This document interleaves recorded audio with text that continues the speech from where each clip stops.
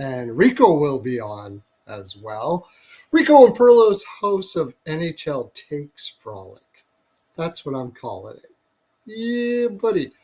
And today we're going to be talking about different players that may be available. Well, some maybe, some we know that are available.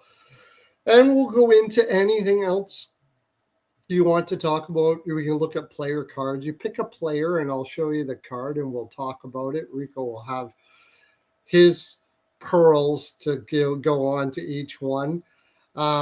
Just put out a post about Mason McTavish. Before I go on, though, Jaime's Body Lube, it's the best there. I said it.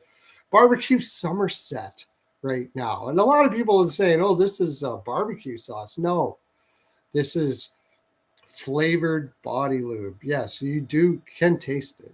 Tastes good. I wouldn't be using it for any barbecue sauces, though. Got a little pump on top. Keeps you all unchafed for your barbecue season, camping and all that. Like going out for the hikes and all the sitting around the fire and all. You don't want to be chafed, boys and girls. No, absolutely no chafing in the land. Removing chafing from all the lands is what I'm doing. Finally got our work done well, not done, but we've got a Mexico place in Mexico that Rico goes to all the time. He's running the offices there in Mexico for Jaime's Body Lube. We have it set up in Iran. That was it. That's a place. And Russia now we're working on. Hernandez is working on the Pearlo copter. I'll show you the Pearlo copter later if you want. Ad nauseum, I say, trying to remove chafing. Going to remove all. You can't. I believe the reason why we have all this war and violence is just people are too chafed. All right. So I'm going to be looking at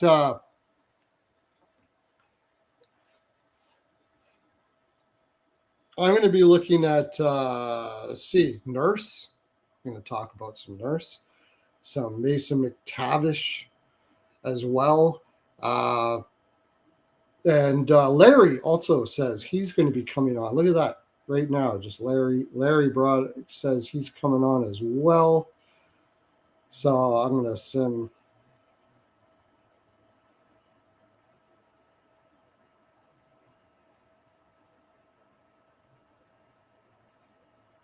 Just in case, I'm going to send the link out to them, just in case.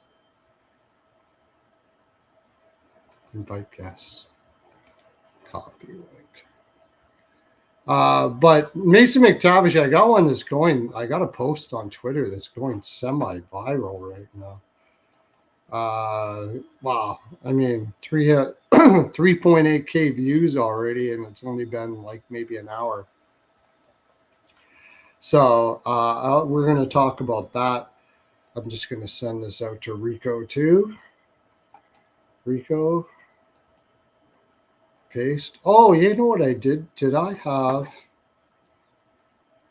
the right? I want to change my thumbnail here. I got that one. Okay, I'm going to replace this thumbnail because I like the new one we got. Is this the one? Open. Yeah, there we go. There we go. Better thumbnail. So, Mason McTavish. All right, let me share this. Let me share screen and I'll tell you what I said about Mason McTavish.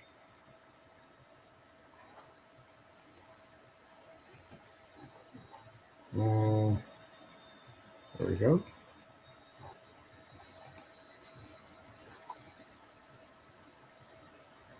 Okay.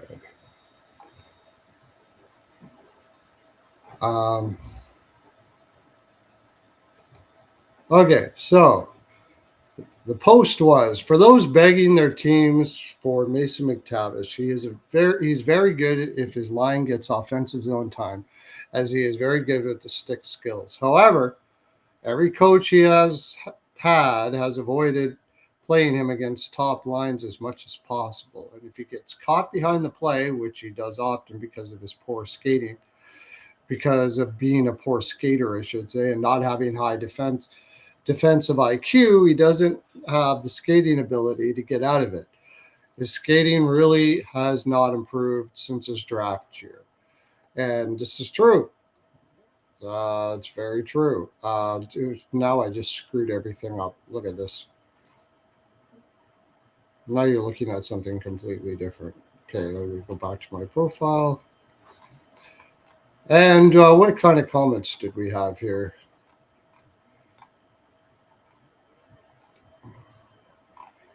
We had, he scares me. Yeah, I agree, S. Brooks 77. So I agree so much that I followed you. So Verbeek really screwed the contract up then. And I answered him and I said, I just think that he has a lot of potential, but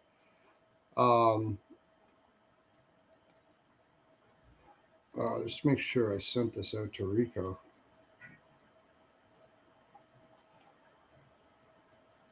Oh, I didn't send it to him. Okay, I got to go back and do that. Yeah, I said I think he made it under the assumption the skating would improve. There is a reason why his name is out there, and that's the reason why his name is out there. He just did not progress as much as they thought he would. I don't know. He actually was scratched for a good portion of he was scratched for the playoffs and he was scratched down the stretch. Now that could be injury related as well, and we don't know about it because they don't talk about that kind of stuff. But I mean, it's been when he was working on his contract, there was also this talk. Okay, yeah, no, I did send it. All right. There was this talk when he was working out his contract as well, that they were having problems with the contract. And I'm not so sure he was really happy with getting the $7 million that he got. This is the other issue that sometimes is the case when you're looking at players. Like, players think sometimes they're better than they are.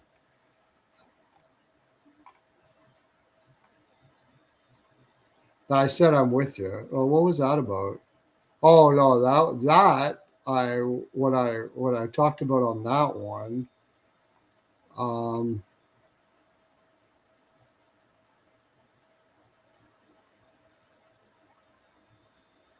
I don't think Healers makes Carolina any more of a cup threat than they were the past season. Maybe I'm wrong, but that's my opinion.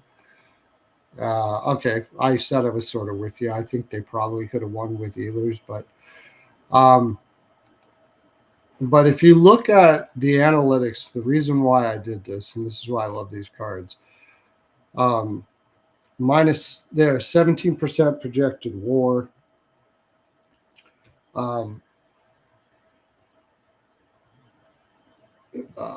He is a play driver, but look at this. He's a 1% defense. That's what I was saying on the top. Like, you just eye test and everything. Has problems on the power play.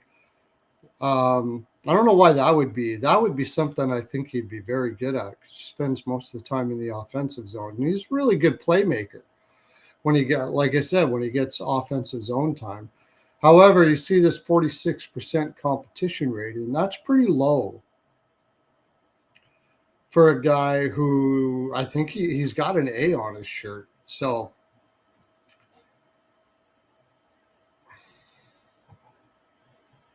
what's Pearlo Wisdom 1? Why is that there? I've never seen that before.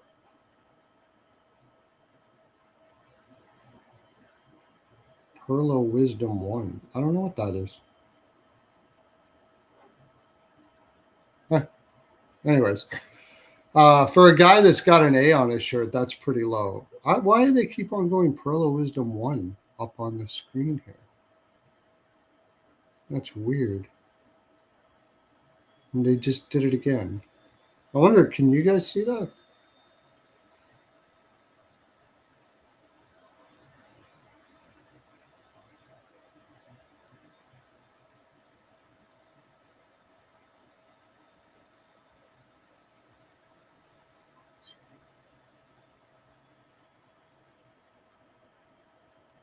No, you can't. I don't know what that means. Pearlo Wisdom 1, Pearlo Wisdom 1.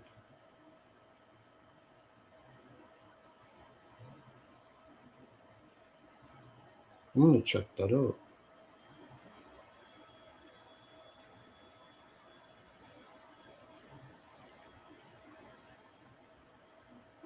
He's not best friends with Brady.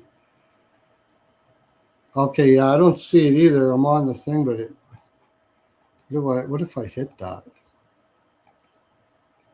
I don't know what that means. Pearlo Wisdom 1.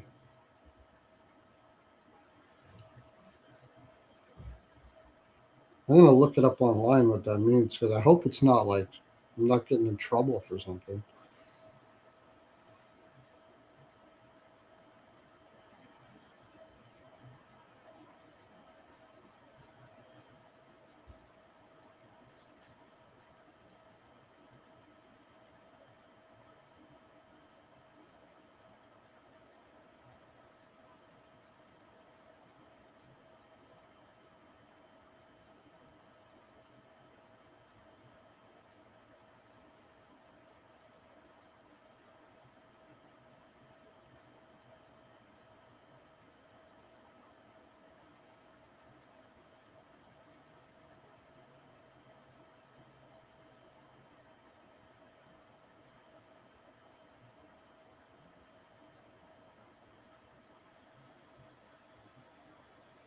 Okay, nothing major. I don't know why it's doing that, but all right. I can't get rid of it either. It's weird. Um, so welcome in, Silent Sons. Larry's going to be here, so we'll probably be talking about the Senators. I'm going to hide this. Hide. So, but I just wanted to say that like there's a lot of stuff on Twitter about Mason McTavish being traded, and I'm seeing some really big trades. Like one I just saw was I think it was like Jurovsky and 2 firsts. That would be a bad move as far as I'm concerned. I wouldn't recommend that at all. That's too much. Too much for McTavish, at least as it is right now. Now, if I'm in Montreal, oh, that was you. Okay, I gave you the stream. Oh, you're the one that did that. Okay, so that you're adding it into your gaming account. That's no problems. That's cool. That see because you can do that. But here's the stream link I gave you. I gave it to you in your Twitter too, but you can have it there.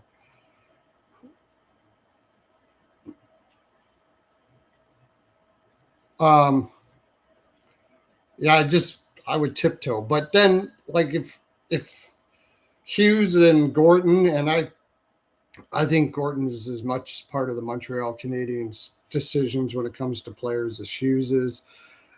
Hughes was an ex-agent, so I don't know how that dynamic works, but I have a feeling that Hughes works more contract stuff and Gordon more on the.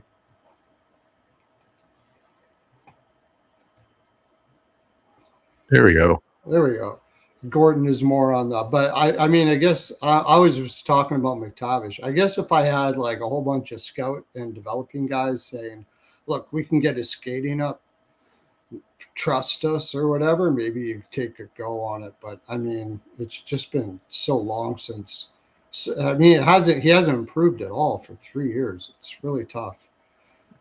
Maybe he can turn into like a Hartnell. I remember Hartnell. Hartnell couldn't skate worth a shit, but he played on the wing and he was smart and he put up some decent offense and he had a heart. He's got to have some sort of heart. I mean, I would think he's got an A on his shirt. Yeah. Yeah, I think so.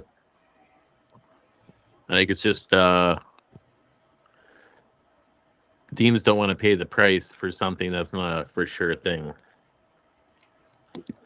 Yeah, but I'm hearing like a lot of fans like putting up some pretty big players, like Jurovsky and 2 firsts for. I wouldn't Well, recommend. I saw a report saying apparently they want a first rounder and a NHL ready prospect or player for him. Oh, did you? I didn't see Yeah. that. So a first and a NHL ready prospect or player. Yeah, where did it? Yeah, who? I'm trying to say who said that.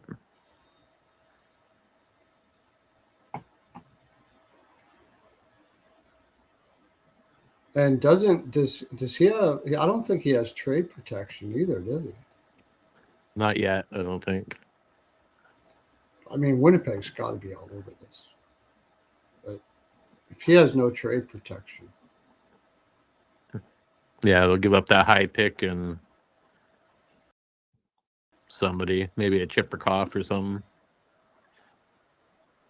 they have a hard time getting. Like I really have a hard time believing he's going to be a center long term. But you would hope so. But again, there's Yeah, his no trade doesn't kick in until 29-30. Oh yeah, so I mean, He Winnipeg signed long term. Yeah, just seems like a slam dunk for me. It screams Winnipeg. Yeah, he can't go anywhere. He can't do anything He's about there it. 2031. He's already got a contract. Yeah. You might have to drag him there. He's a Canadian boy too. Get an opportunity. I mean, going from living in Anaheim to living in Winnipeg could be a little rough. But like I said, once Winnipeg gets their players there, generally speaking, besides Ehlers, they tend to love it over time. So they've built a really good room there, I would say, right? I don't think Ehlers even didn't really mind Winnipeg. He just wanted a little bit more quiet, I think. Yeah, he didn't like the bubble. Fresh start. He didn't like the bubble, like being in a bubble like that. Like everybody knows who you are. When Marner said we're treated like gods here, it's kind of like Winnipeg.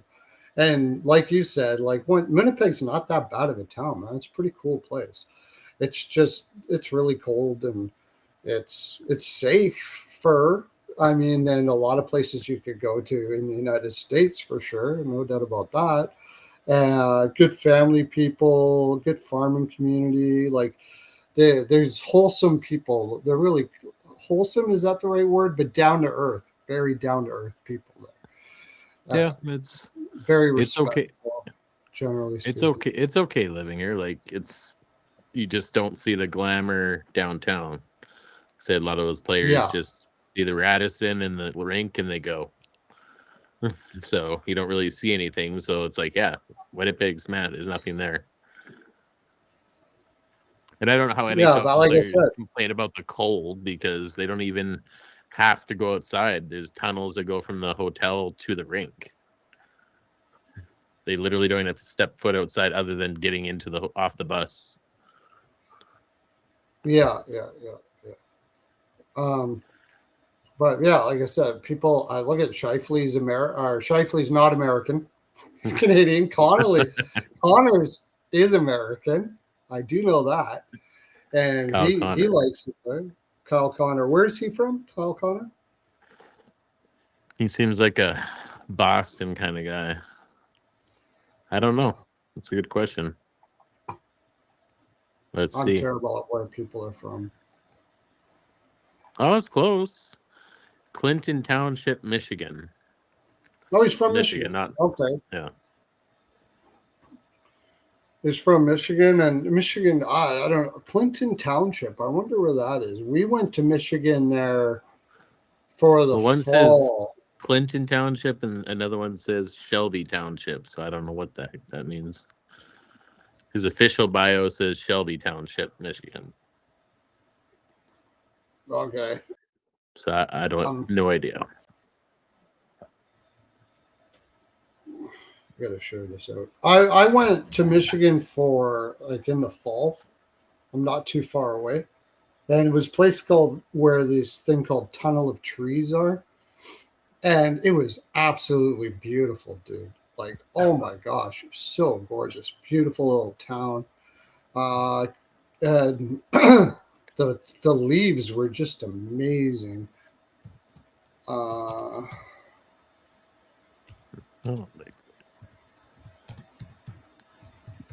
The color was just absolutely fantastic. What's the name of that town?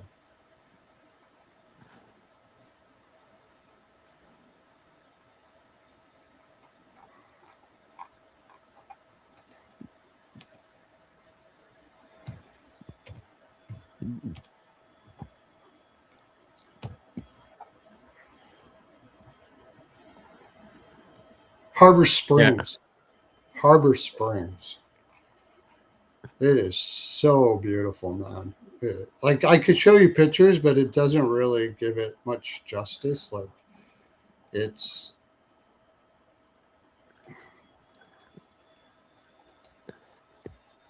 doesn't really give. Oh, that one's a pretty good one.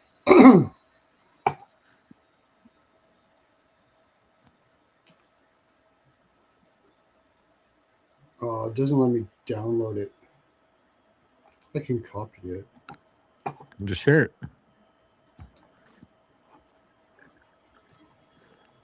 Oh.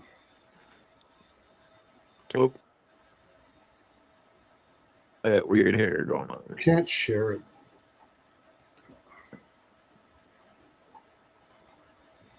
Yeah, whatever. It's beautiful anyways. So yeah, I think I don't know where do I Winnipeg just seems like the perfect place. I haven't heard any rumblings about him going to Winnipeg. I don't know what besides that first pick. Chipperkoff. Shipperkoff or like Brad Lambert. I think they would go off on that. I mean, he hasn't really hit it out of the park there in the AHL. He was a late first. Brad Lambert. That's a high first. I wonder if he could do it without that high first. What's the draft picks? Not really, eh? They probably got to give that 8th up. He doesn't get to decide where he goes, so I'm sure somebody will give a little bit more. So you got to give the most. Yeah, it depends on what's being offered out there. And like Winnipeg really needs to do something. With Hullabuck rumblings going on.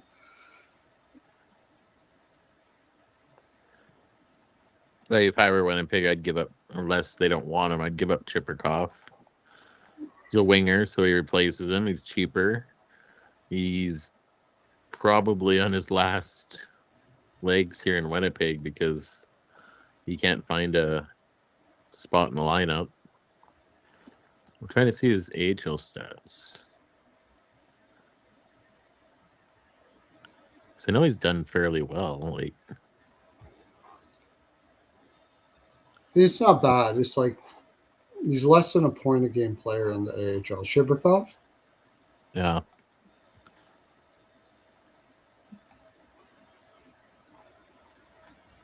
I don't think they had a very good team last year, though. Did they? Let's see. Yeah, he had 8 6 goals, 10 as a 22-year-old.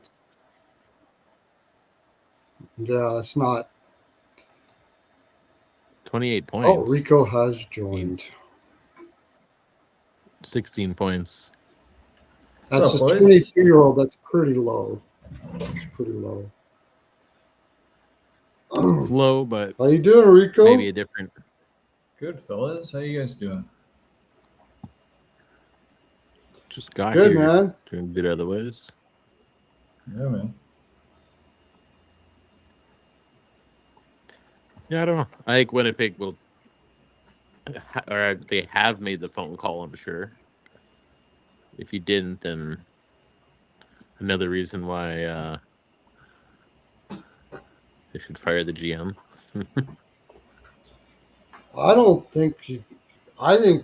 I actually think he's done a pretty good job there. I mean, this is such a difficult, like that trade for Dubois was excellent. That was a really good trade. when they traded away Dubois. Yeah. I thought that was an excellent trade. I mean, it's really tough being a general manager in Winnipeg, man. It's tough. Got like everything working against you there. Like Yeah, Hellebuck. Shovel Dayoff doesn't want to take any risks. He takes zero risks. I don't think I don't think. I'm not so sure he doesn't take risks as much as he doesn't have the option to do it. Like, what risks can they take? What Like, risk would just you? on trades, like they don't make any trades. Like, Just nobody wants to go to Winnipeg, dude. They're all on. They have Winnipeg is on like number 2 on the no trade list. yeah, but like guys that don't have control of that, like, because people change. Like Tyler Toffoli is a good example. He went to Winnipeg. He said he loved it. He just wanted something different. Yeah. I don't know what. Yeah, I don't know what happened with Toffoli there. He's just offered way more money and longer deal. Still, like that's a guy you want to keep. You know. Yeah. You'd even pay him a little more. I can't remember what their cap situation was at the time. I mean, it wasn't too long ago that they had a pretty solid team, and it's just all falling apart. Yep. They got Niederreiter and Nemestikov that both come in. Like, both of them have been flourishing there. They're both up next year, but last year wasn't great for either one of them, but it wasn't great for pretty much everybody last year. I mean, those were nice pickups. Nemestikov, those were really nice pickups. That's what I mean. He has made some good pickups. It's just, they can't find. It's a tough market. It's a really tough market. I hope Perfetti signs an 8-year deal here. I can't see why he wouldn't. Last year too. He did. That's why he signed him to 8 years now. Yeah, maybe he bounces back. But he has arbitration rights, so that's the part. Like, if he doesn't sign, then goes to arbitration, then the writing's on the door. Yeah, I hope not, man. Like, well, actually, no. I don't think he's a UFA next year. No. When is he a UFA? He's got arbitration rights this year, but I don't think his UFA. No, he'd have to buy 3 more years before he hits UFA, I think. Yeah, 28, 29 is when he'd be UFA. So even if this if he wants to ride to UFA, he'd have to sign a 3-year deal or less, or a 3-year deal or 4-year deal. I think Winnipeg tries and lock him up for 8 years. I would hope so. I mean, I think that they're in a position where if a guy wants to stay there, you just kind of keep on rolling with it, right? Yeah. They badly need a second line center. Yeah, he pretty much plays wing now, though. Like Velarde could move down, but Connor with Scheifele, Velarde works, so you don't really want to break that up. Adam Lowry is not really a second line centerman. No, definitely not. I love him, but not a second line center. I was thinking Jaden Schwartz is from Saskatoon. Yep, that could be. Bobby McMahon, I mean, he seemed to be happy in Toronto.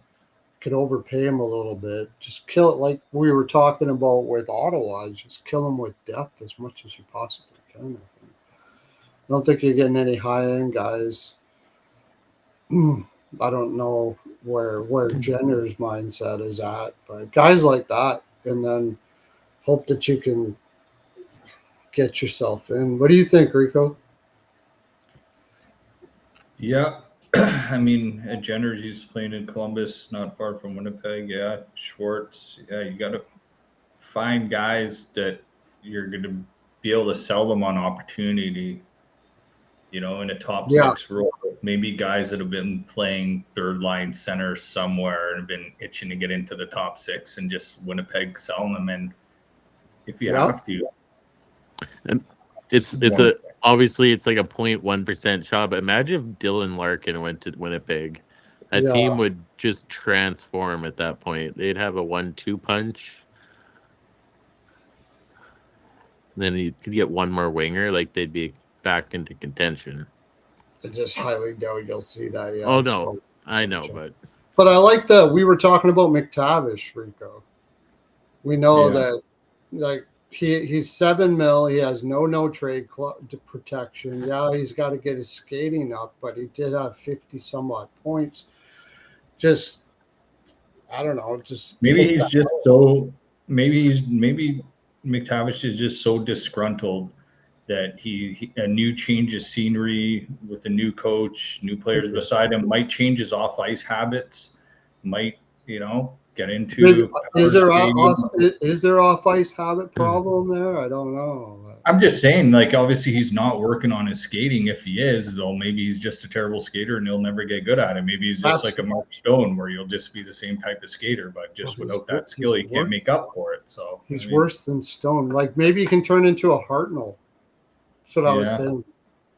Yeah, but I think that I don't know. It's going to be tough for him to get into the top 6 in Anaheim. He's going to be a bottom 6 guy. So, I mean, he's paid now, so maybe he's going to be okay with that. But there's a change of scenery guy that might be happy moving to somewhere like Winnipeg. But I mean, going from Anaheim to Winnipeg, it's tough.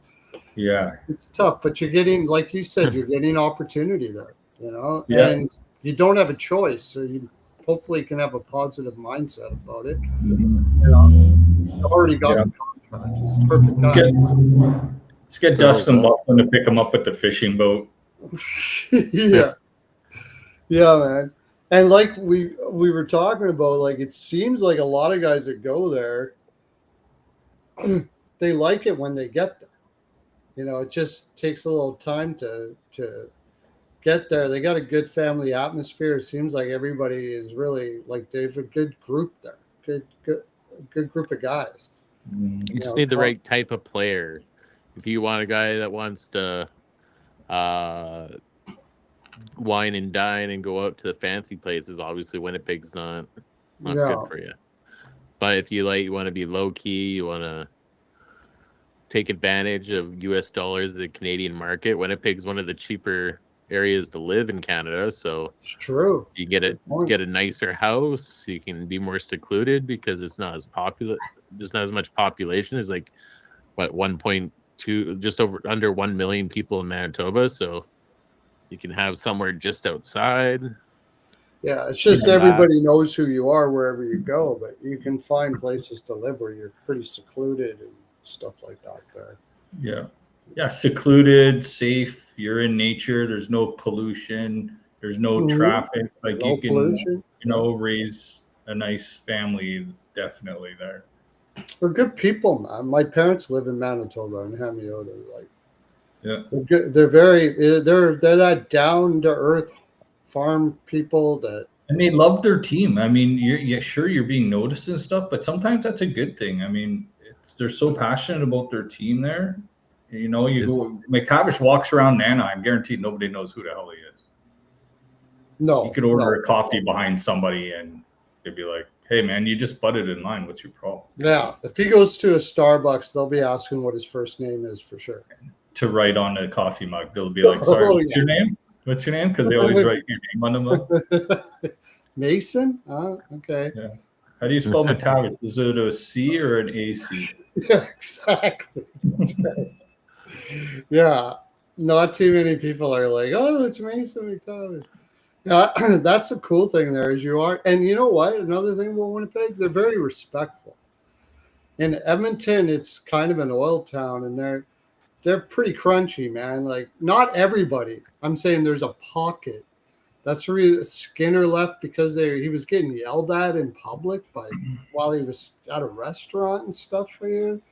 And Nurse was having the same issue. Like, they can be brash. And I found in Manitoba, their people are very respectful.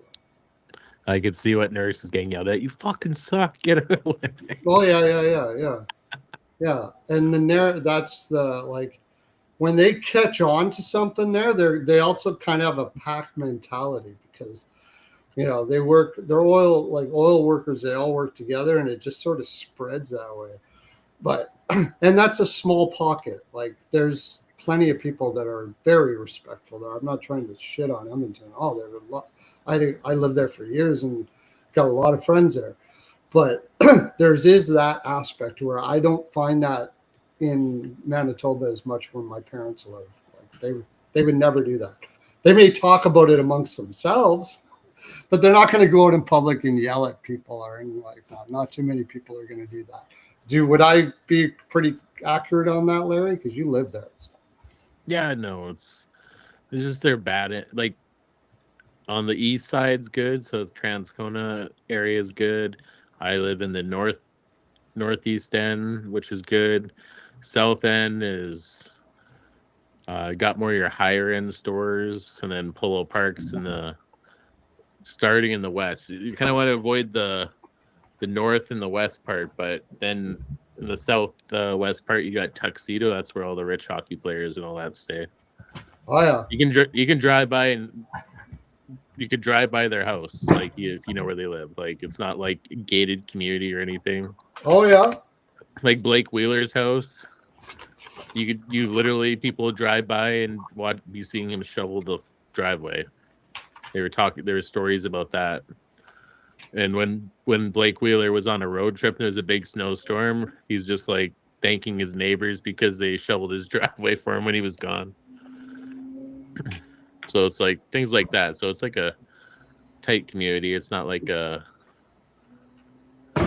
secluded like a Los Angeles or New York where you'll never get to see the guys out and about. With the Oilers, and we'll move over to Nurse now because McTavish.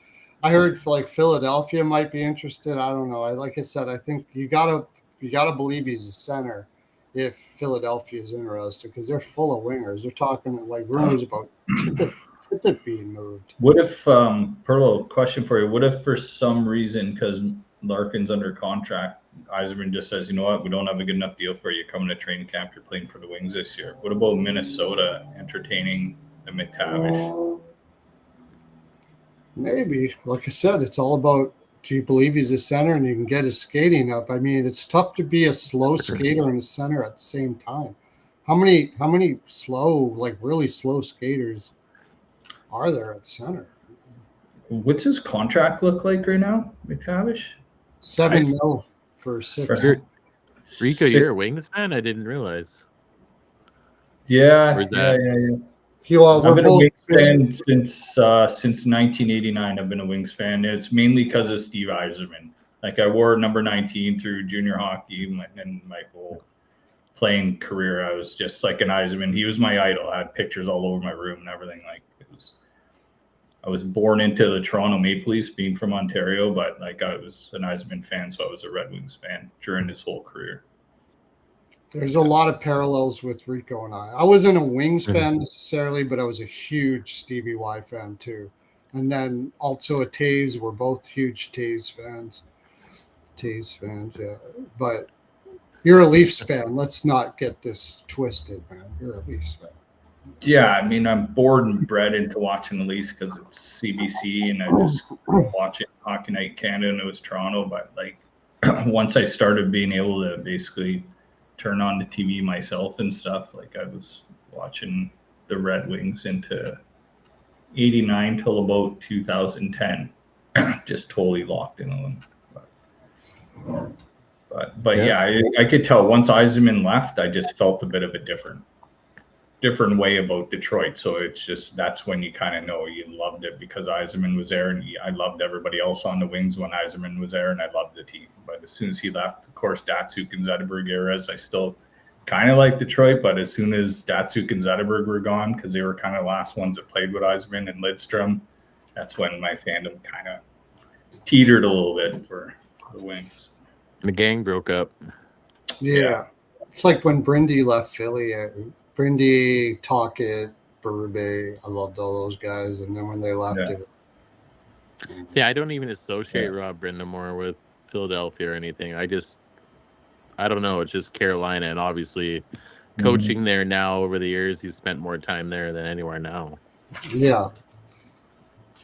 Didn't Brindamore get traded to Carolina like right before they won that cup in 06? He wasn't there for a while, or was he? Or maybe it was a total. No, he won the cup with them.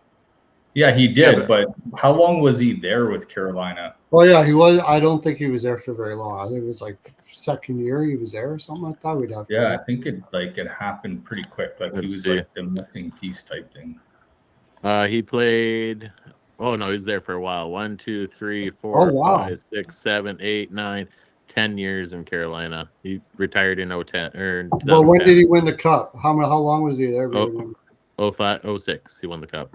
Right. Well, how long was he there before that? 1, 2, 3, 4, 5. That was his 6th season there. Oh wow. Okay. 1, 2, 3, 4, 5, 6, 7, 8. 9 seasons in Philly. So actually, yeah, he played more seasons in Carolina. Yeah, St. Louis Blues. Was not old enough to see him play there.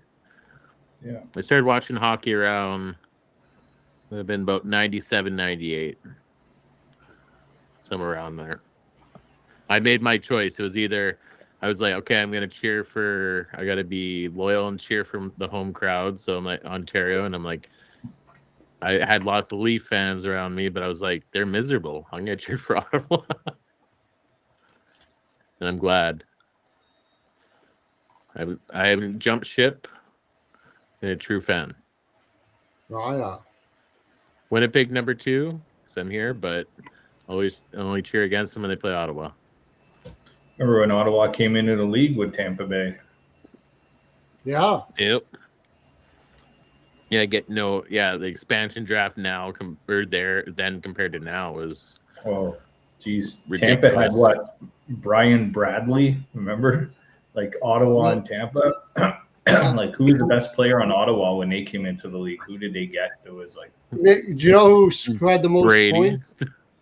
No, I mean when like in '93 when Ottawa came in. Yeah, it wasn't their captain It was like Brady. Mick. It was a defenseman from Edmonton. Mick.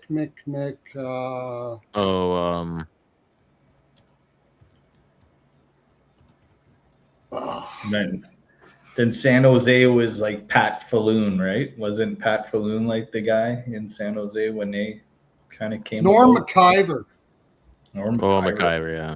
Norm McIver was a leading point getter for them.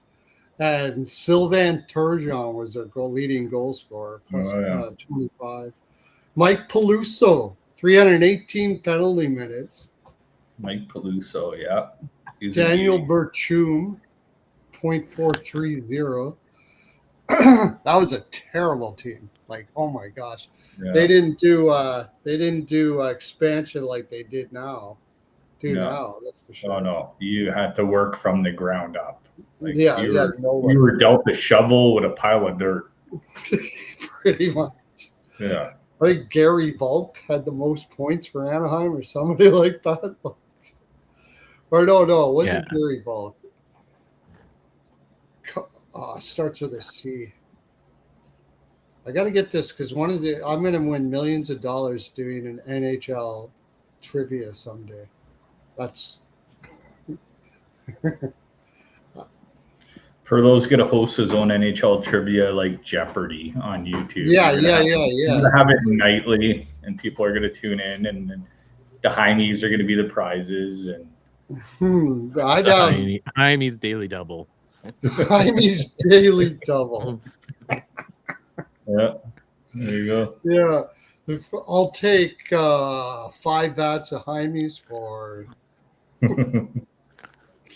got to make it like. I'll take leading scores in 1972 for 5 vats of Heimies. Dude, you could totally do it, man. You could have different categories, and then you have the amount for each category of what somebody wants to pick as the question. Yeah, dude, that would be a pretty great idea for a game show, dude. The Daily Double. But you need to spin on it. You've seen the Saturday Night Live skits of Celebrity Jeopardy, right? With Will Ferrell. Yeah. Those are hilarious. That's what you do. Yes, they're fantastic. Those are so good. My gosh. Who was it that did Norm Macdonald did Yeah. He did the guy from Cannonball Burt Run? Reynolds. Burt Burt Reynolds. Reynolds. Yeah. Yeah. But he's like changed his name in the middle of the game. He's like, that's not my name. Turd Ferguson. Yeah. Yeah. I'll take Le Petit Tits for 200. Sean, I have terrible names. Sean Connery, yeah. Sean Connery, yeah. He was the regular on every episode. Who did Sean Connery? I can't remember who did him, but he was so good too. Was it Sheen? No, I can't remember, but yeah, that was really good. There was so many good ones. That was one of the best bits ever. He was about the closest, most valuable to Eddie Murphy to that show. Like he did so many characters. He took off with them. It's a lot of great. I would say the most valuable before he died was Chris Farley by far. Every skit he did was gold. Every skit he did was gold. He's the guy that you want to be. It's like if you don't work hard in school, you're going to be living in a van down by the river. What do you want to do, little girl? I want to live in a van down by the river. Well, you're not going to be doing that while you're living in a van down by the river. Yeah. Apparently that was unscripted, that one too. So she's just like, let's screw with them, and they kept it. It's live, but then they can take more takes, but they kept that take. Yeah. I loved Chris Farley. I miss him. Oh yeah. Tommy Boy was like one of my favorite comedies of all time. Yeah.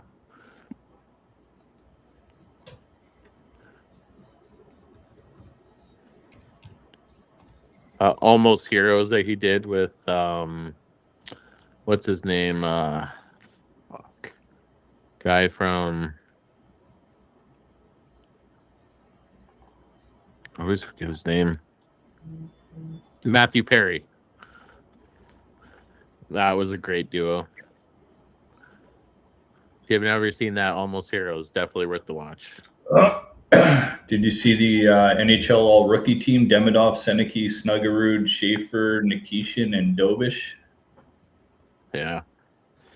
Whatever.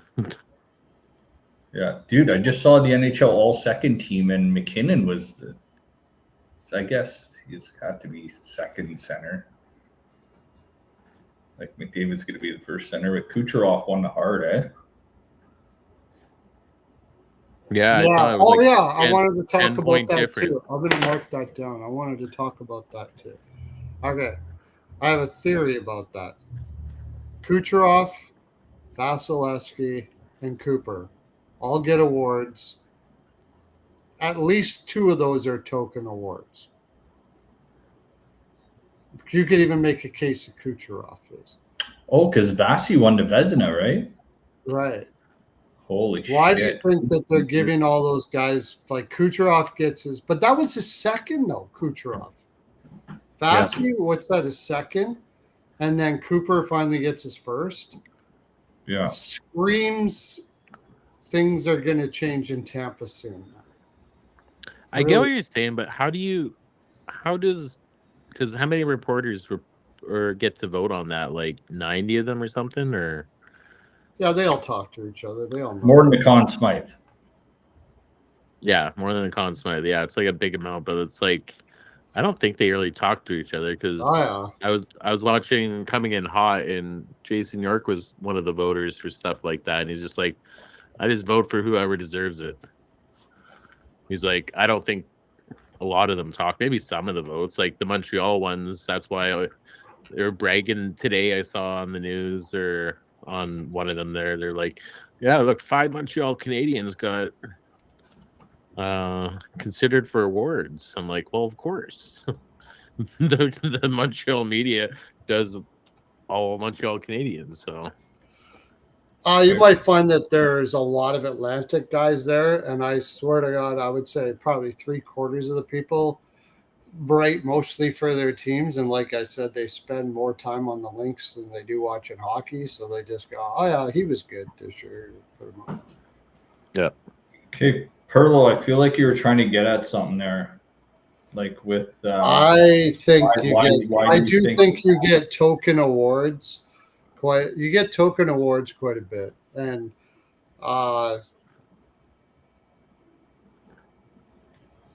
it's a committee, so I'm going to think. Kucherov only won like it's 10 Professional points. Hockey Writers Association, general manager, NHL general managers, broadcasters, players, special committee. Yeah.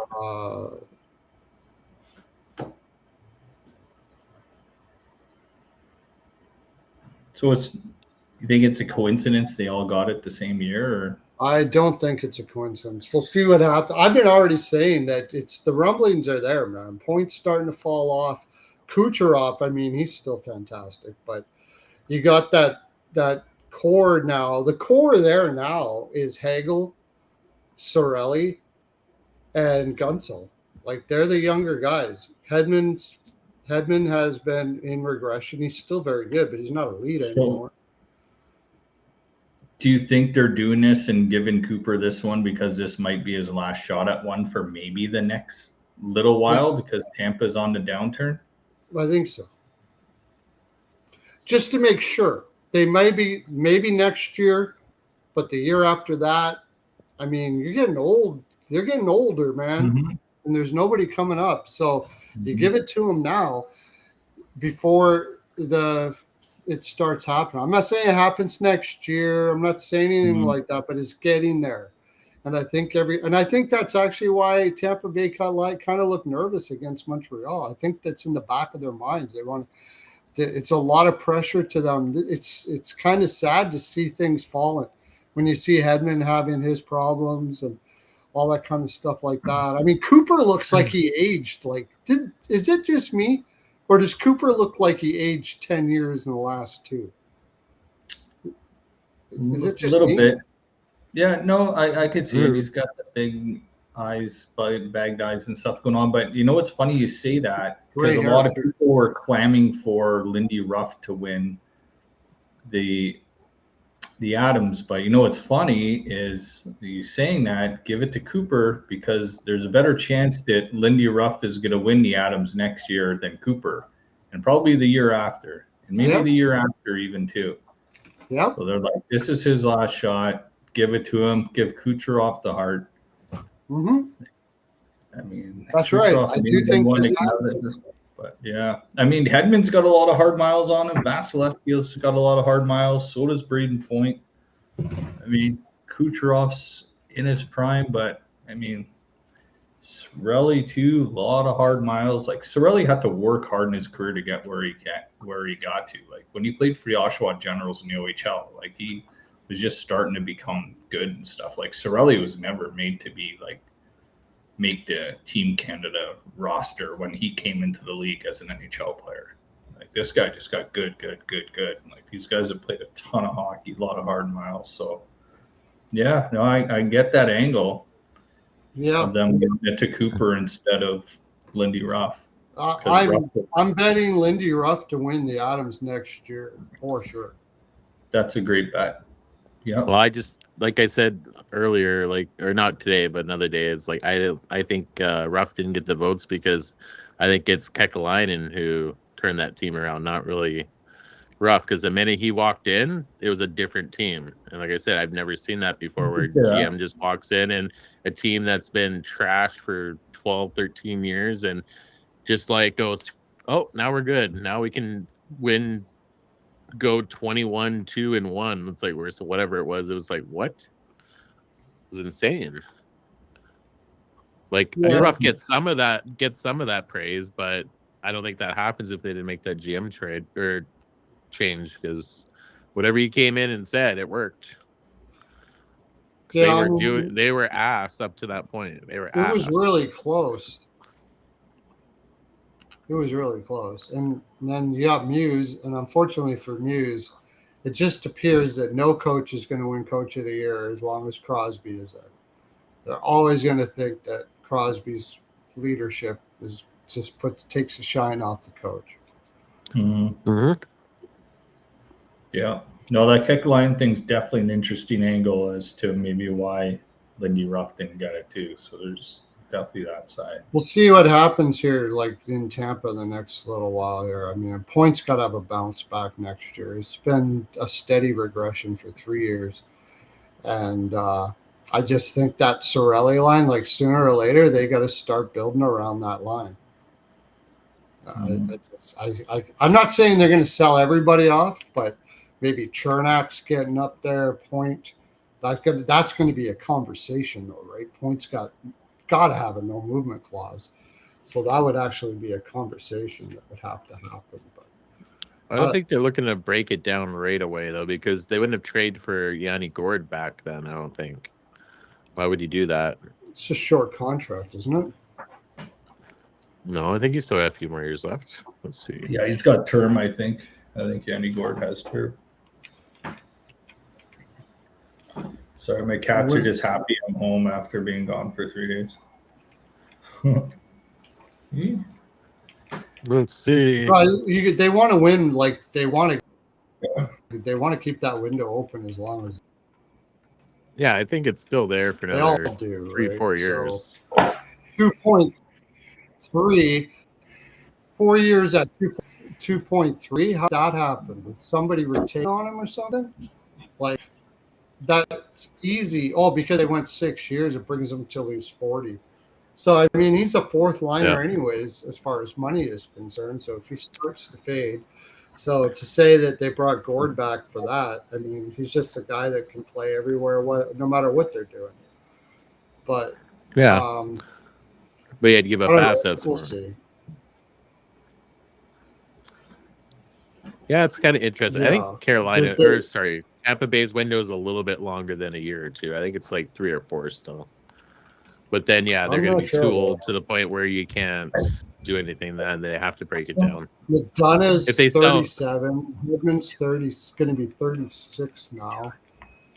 Yeah, it's getting up there, man. It's getting up there. They do find guys, though. You never know.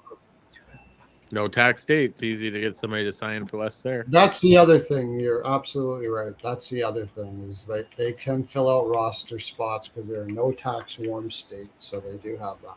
That's for sure. Florida I feel like Florida just learned from them because Florida's teams were asked for so long. It's just like, what's going on here? And then Tampa Bay is like, hey, like, let's find the players that want to get paid, but that are good. And then I think Florida just kind of perfected that. Tampa Bay was good for many years. A couple little drop-offs, but you think about that, St. Louis, Anderchuk, and Richards playing there, like that was a dominant line at one point. Those guys are getting paid full salaries pretty much, which is crazy. Yeah. I still remember LeCavier and Iginla. They screwed up the whole cap thing. That's the reason why we had a salary cap, because they signed for crazy contracts. Yeah. LeCavier was like those like 20-year contracts or something like that, or whatever they were doing. Not 20, but just big amount. Like, wasn't it like, I think LeCavier was like 8, I want to say. Like 8 million, and then again it was 7.5 or something like that. I don't know the exact numbers, but it was just like everybody was here, and then those guys were way up here, and then everybody was like, "Hey, I'm like them," so that's what caused the lockout in 2005, and then we had to have a salary cap. Rick DiPietro and his 13-year, $5 million, whatever it was, whatever that was. Worst was it only contract 13? in NHL. I thought it was more than 13. Yashin Maybe was it was like more. 20. Something like that. He was like 20, and who was the other one? Kovalenko. Oh, Kovalchuk. Yeah. Kovalchuk. He was I think it was in New Jersey. And then they bailed on him on it. He bailed on it.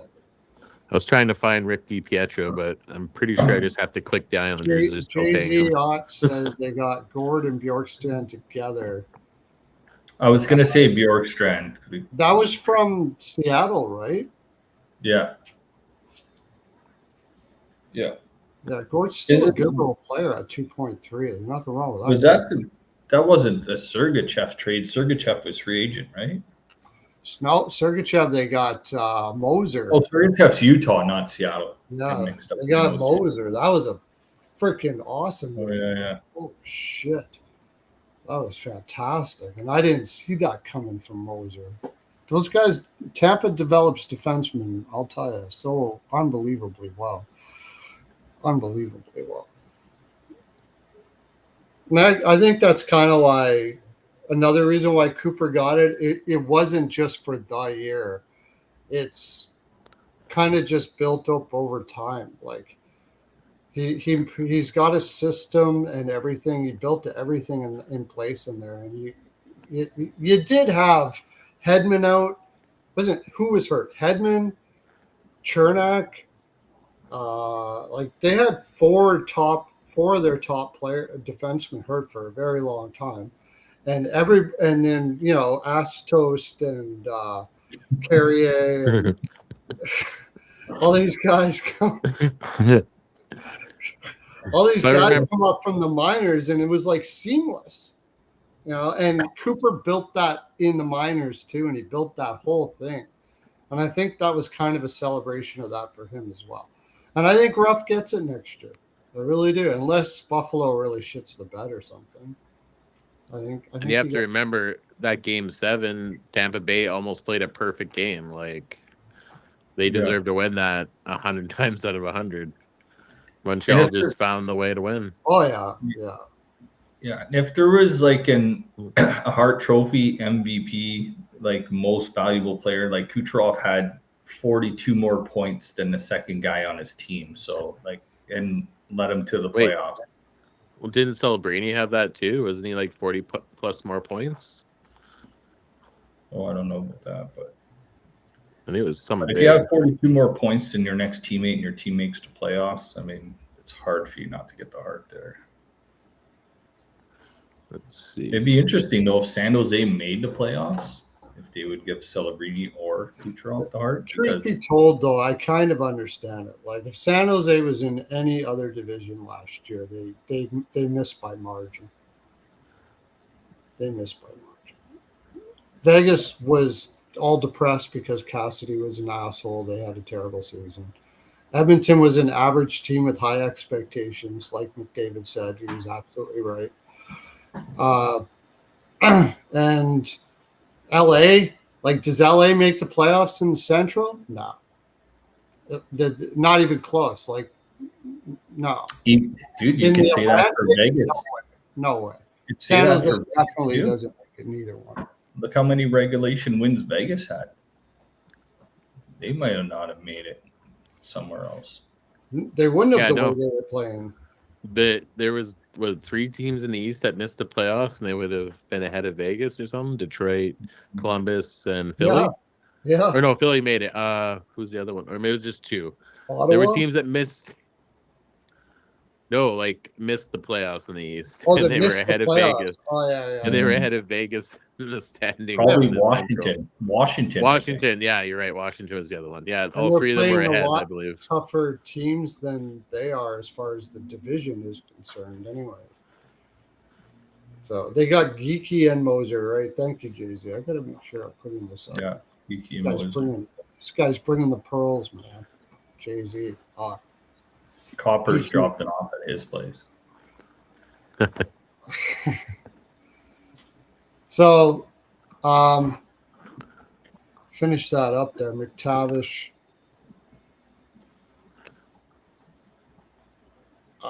7 mil, like you brought up. I don't know. Any team that thinks they can get the guy skating will probably give him a shot. Go to Winnipeg. Hard ice. It's cold there. There's an easy way to get his skating up. Get the fastest player on the team after practice, have them start and do suicides, and say until you beat the other guy down, up the ice and down, you can't get off the ice. Dude, tell McCown you'll be the number 2 center in Winnipeg. But just spend the offseason with us. That chick Campbell, who was assistant coach in Seattle, she was like a skating guru before she became a coach. hire her, man. Just tell her to, work on his skating every single day or something. I don't know. Sometimes guys, it's something to do with their legs, the way that's, like the guys that were great skaters all had bow legs. Remember Legwand? Just happened to be named Leg too. Legwand. He used to have like this bow-legged stride, and he was fantastic. Gartner, guys like that. Like, I don't know, maybe he's a little knock-kneed or something. I don't know. I don't know what it is. That's why it would be hard to say. He'll start connecting the bungee to him, and he's gonna keep building the legs. Yeah, sometimes it doesn't matter. Like, you just have like your leg formation. Like, it doesn't matter what you do. You can't. Hartnell was like that, apparently. I heard him talk about it.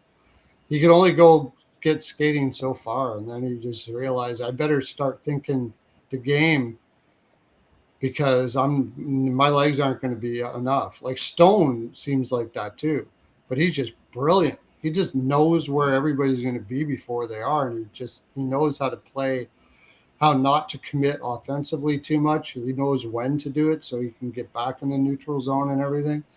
Like he's fun to watch. Smart guy.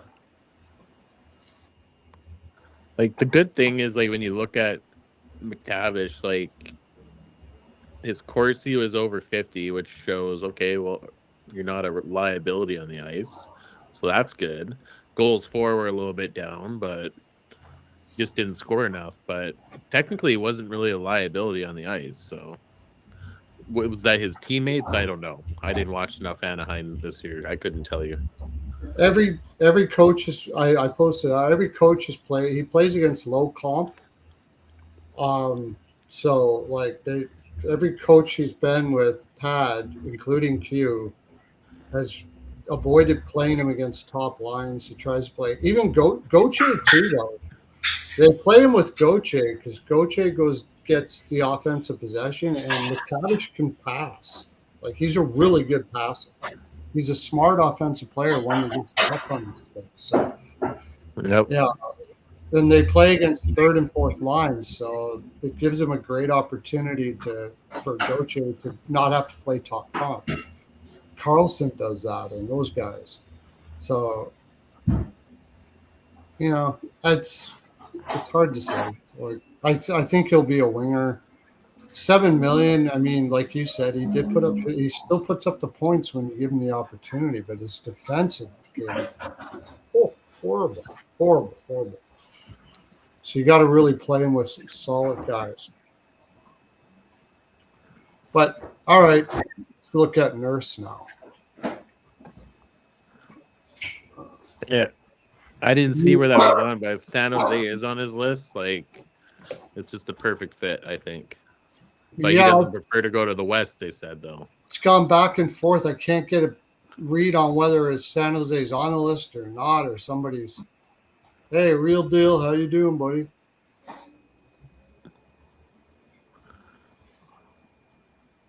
Game 7 OT wins this year. What's that for? Do you know who Real Deal Primer is? Oh, yeah. Real Deal comes on the betting show that we do all the time. Oh, nice. Okay. We got some cool things coming up for that betting show. Just so you know.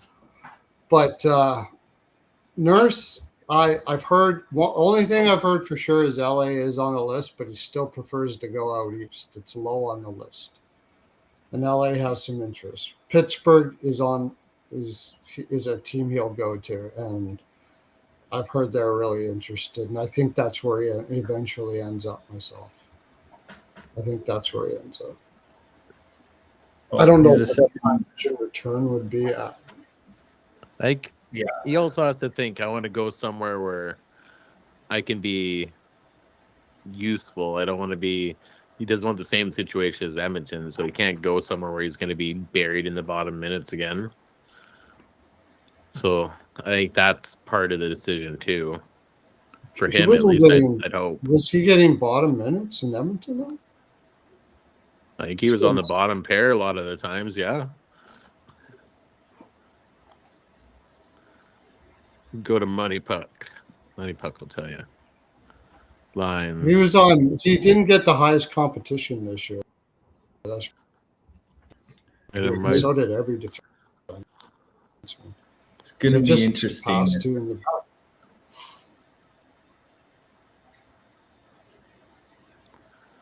How many minutes?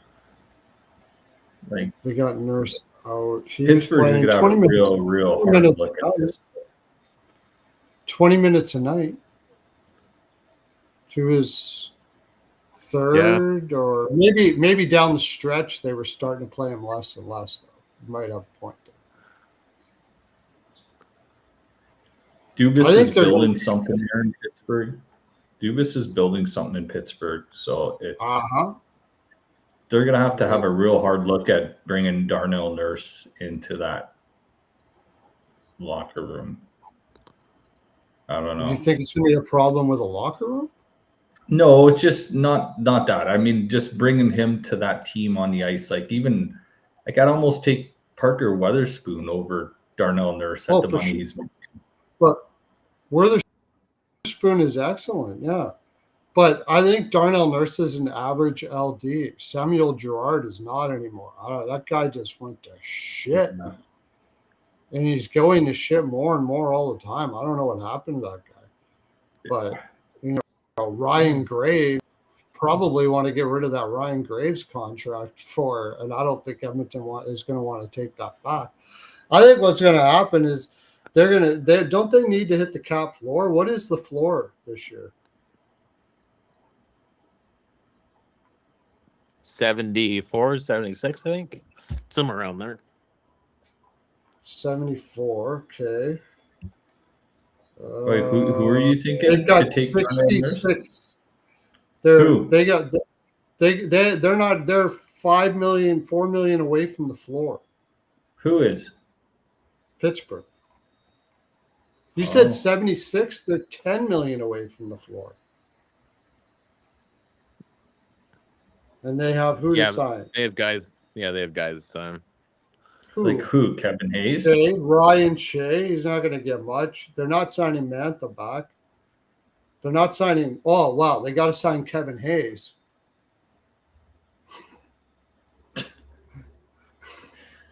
He was caught in a propeller in the Pearlo for a couple of years. Nobody soaks in the Heimies more than Kevin Hayes, Joe. Absolutely. Oh, the league minimum, didn't it go over $1 million now? The league minimum is like just over $1 million. I think now. So now any player that signs is an instant millionaire now. Yeah. Whether you're a prospect or 1 year deal. That's cool to see on the ticker that you're not seeing six figures on the ticker anymore go across when somebody gets signed in August. Except for Kevin Hayes. He somehow only got 975. I don't know what Kevin Hayes, he's gonna take. You think he gets a PTO maybe? Kevin Hayes, or I don't know. If he's at 34, I'd sign him for 2 years and then see where he's at, and then trade him in that last year for at least a pick or something, get an asset back. It's kind of Dubas's MO. Mantha might as well just sign right back in Pittsburgh where he was and just take less and just should, but he's not going to. He's going to he's going to put his sore leg up at the beach for 5 years of that contract. Is what he's going to do. Yeah. I heard lots of talk about him going to Ottawa. Who? Mantha? Oh, Mantha. It's possible, but I don't think so. It's just it'll be like an Ottawa, or it'll be like a Winnipeg or something. Winnipeg, yeah. Winnipeg will take him. Winnipeg will take him for sure. I could definitely. They need a center though. Yeah, ooh, they could take. I know, Kevin but Hayes. they just need players. Winnipeg takes Kevin Hayes. Yeah, Kevin Hayes. There you go. Yeah, absolutely. Kevin Hayes is the headline's gonna be Kevin Hayes battling Scheifele for #1 spot in Winnipeg.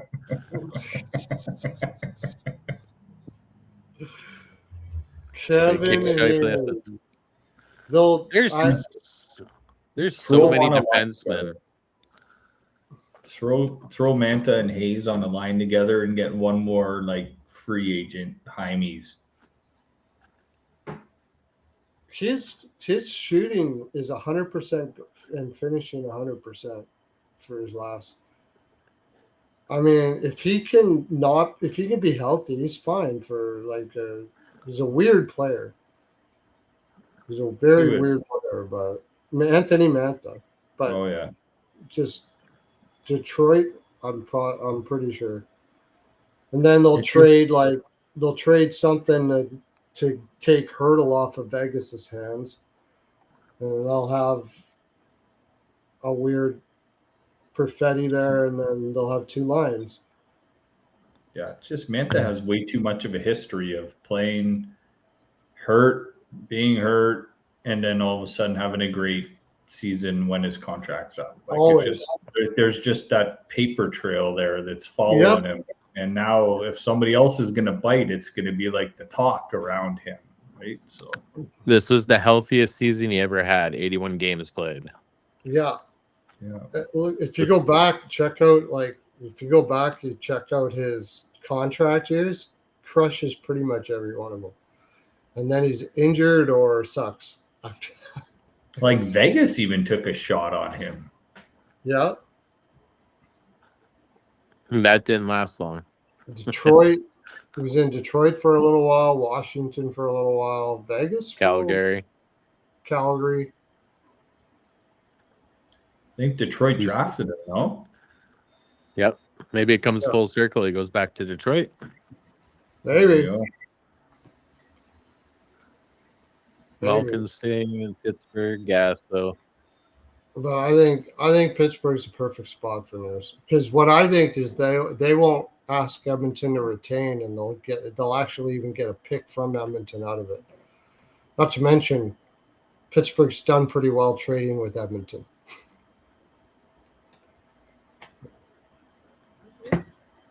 Yeah. Maybe. Yeah, I don't like Witherspoon. I said that I was saying that before they signed Witherspoon. Somebody should try. Witherspoon has been trending up for like every year. He's like, and here he is, second pair. Yeah, like he was for trending. The Seattle Thunderbirds. He played in the WHL for the Thunderbirds, and he was actually a pretty good junior player. I was following him for a while. I kept on saying, like, this guy just keeps on getting better every year. He's like one of those late bloomer D guys. Yeah. If you look at his analytics every year and you just watch his analytics and you watch him play, and I was like, he's getting faster. He's smart. He's like, this could be a really good play. Who goes and gets him? Dubas. And now look at him, top above average second pair guy for $1 million times 2. Like, fucking unbelievable. And he played for Team Canada, I think, too, in the World Juniors. Yeah. Pretty sure. What was he? He was a relatively high draft pick, wasn't he? Can't remember, but I know he had a good junior. He must have. If he played for Team Canada, he must have been a high draft pick.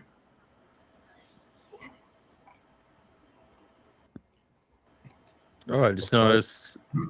Who drafted him again? Michaela was over. Who drafted Witherspoon? St. Louis, I want to say off the top of my head. I'm not usually good at this, but St. Louis popped in my head. I think it was Calgary, actually. Was it? I think so. Witherspoon was in Calgary first, if I remember correctly. I'm looking it up right now, I'll tell you. But I'm almost positive it was Calgary. The minute you said that, St. Louis came to my head. From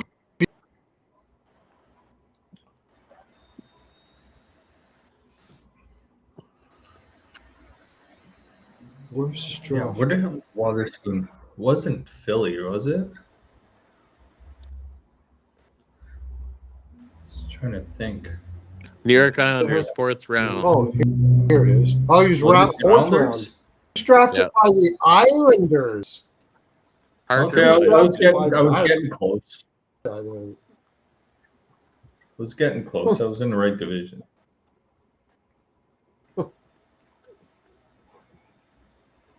I thought he.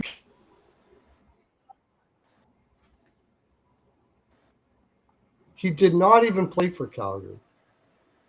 To Boston. Why the fuck? I was watching him in Boston. The next one's Cale Fleury in Seattle, man.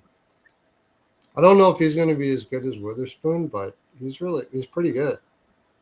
He's been getting Fleury? Incrementally better over Cale Fleury, defenseman. Cale Fleury. Seattle's pretty dumb. You might be able to scoop him. The other Fleury? Caden Fleury's the Caden Fleury? I think is it a Caden? No, it's the Winnipeg's got the other Fleury. I think they're brothers, actually. Could be wrong.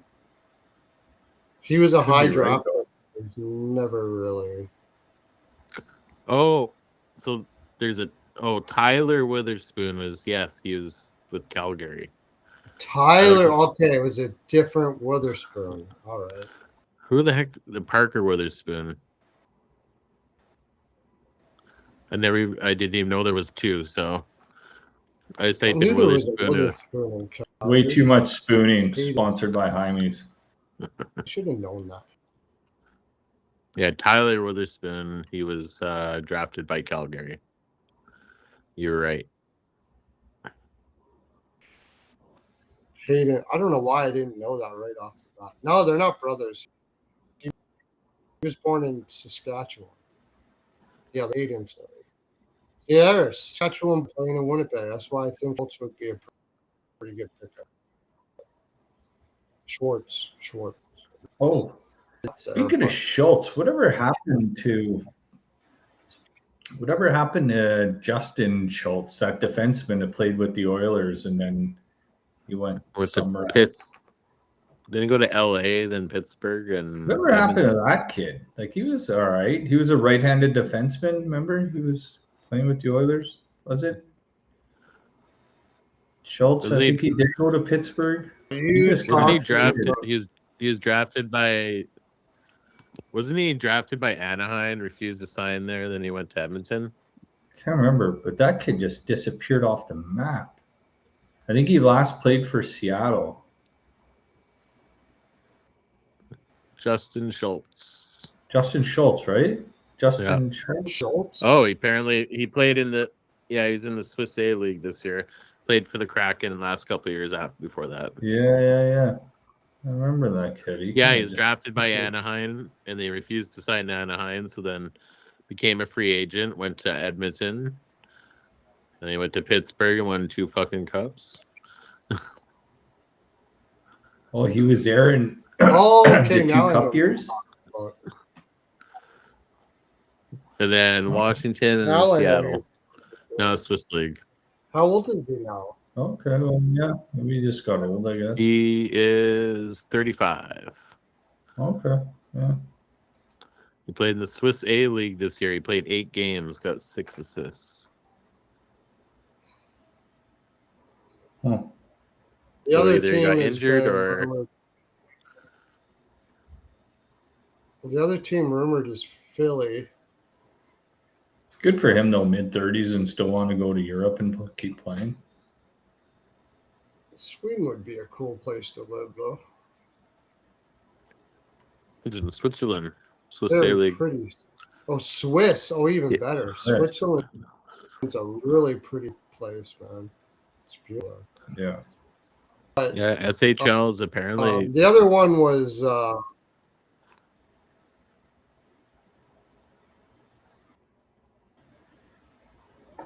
other one was Philadelphia. I just don't see a fit there. For who? Nurse, yeah. Or maybe you got York already, Sanheim. Like, you'd have to get. It's interesting. The Nurse is going to be so interesting. Like, which teams are actually going to bite on him because he's just. I don't know, dude. There's just a lot of contradiction about his play on the ice. I think he just had a really rough. I mean, for the type of player he is, it was just a rough team to play for. I mean, if he had a team that had more depth, I don't know if Pittsburgh is that, that knew what they were doing more in the neutral zone, I think he'd be a lot better. It's just I don't think that team really translated well for his game. Unless he was on with McDavid and stuff and going by his competition, like he wasn't. He seemed to be on when they weren't more often than not. Because McDavid was always playing against top lines at home or on the road every single game. So if he's only got a 49%, and I should have paid attention to him more, I'll pay attention. Well, I can't now. He's going to be gone. But it was that's why, like, when you're watching the game, you're usually not saying, oh, who's Nurse playing against? That's why I like analytics. But he was obviously not playing when McDavid was on there a lot. So he used to be, and then Bouchard took that spot and it's got pushed down. Bouchard's RD, and then Ekholm. It's Bouchard and Ekholm, yeah. So put it this way: if Edmonton buys him down to $7 million, and then he becomes a decent $7 million defenseman because nobody's going to pay him that contract. Now, do you think is he a second pair defenseman on a cup contending team? Well, we'd have to look. Would you have Darnell Nurse in your second pair?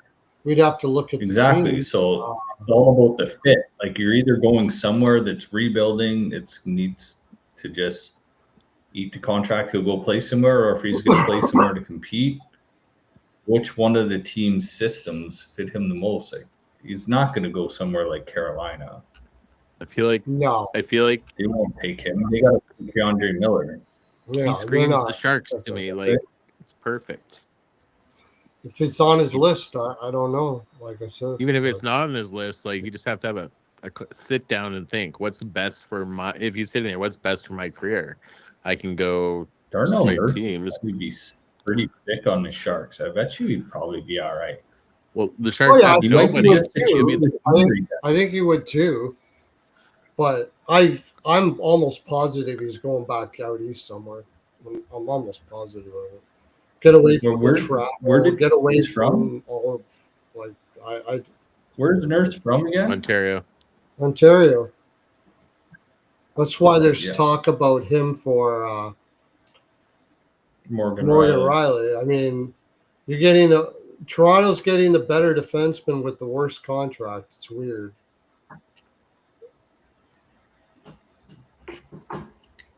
Yeah, I don't know. Yeah, but who's going to move the puck for the Leafs on the back end? He'll be such a whipping. You would have the same problem there. They have the same shitty depth there. Yeah. Unless they fix that in the offseason, but what the fuck? Imagine him having to get crushed by two guys while Nylander is sitting with the stick going, "Come on, get it to me." Fuck. Yeah. You'd have McCabe and Tanev and Benoit and fucking Darnell Nurse. He can skate the puck out really well. And Oliver Ekman Larson. Nurse can skate the puck out really well. I just think he got the same problem now.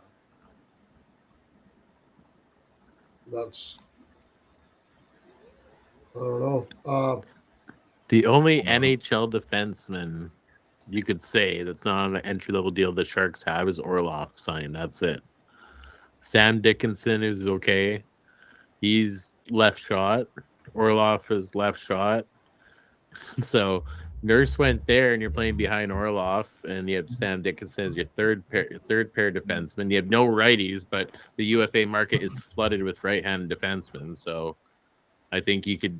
Fuck, if I was Darnell Nurse, I would go to San Jose. Probably less pressure, less media. You go out east, all of a sudden you're right in a frying pan, especially at the money that you're making. You got a team on the up and up. You still got a ton of years left on your contract. San Jose is just skyrocketing right now. He just wants to get closer to home. That's all. Get paid. It's pretty clear.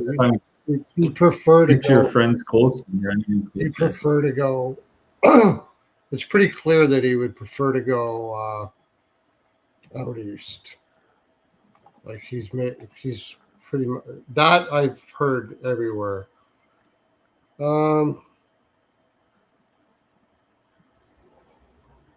about New Jersey?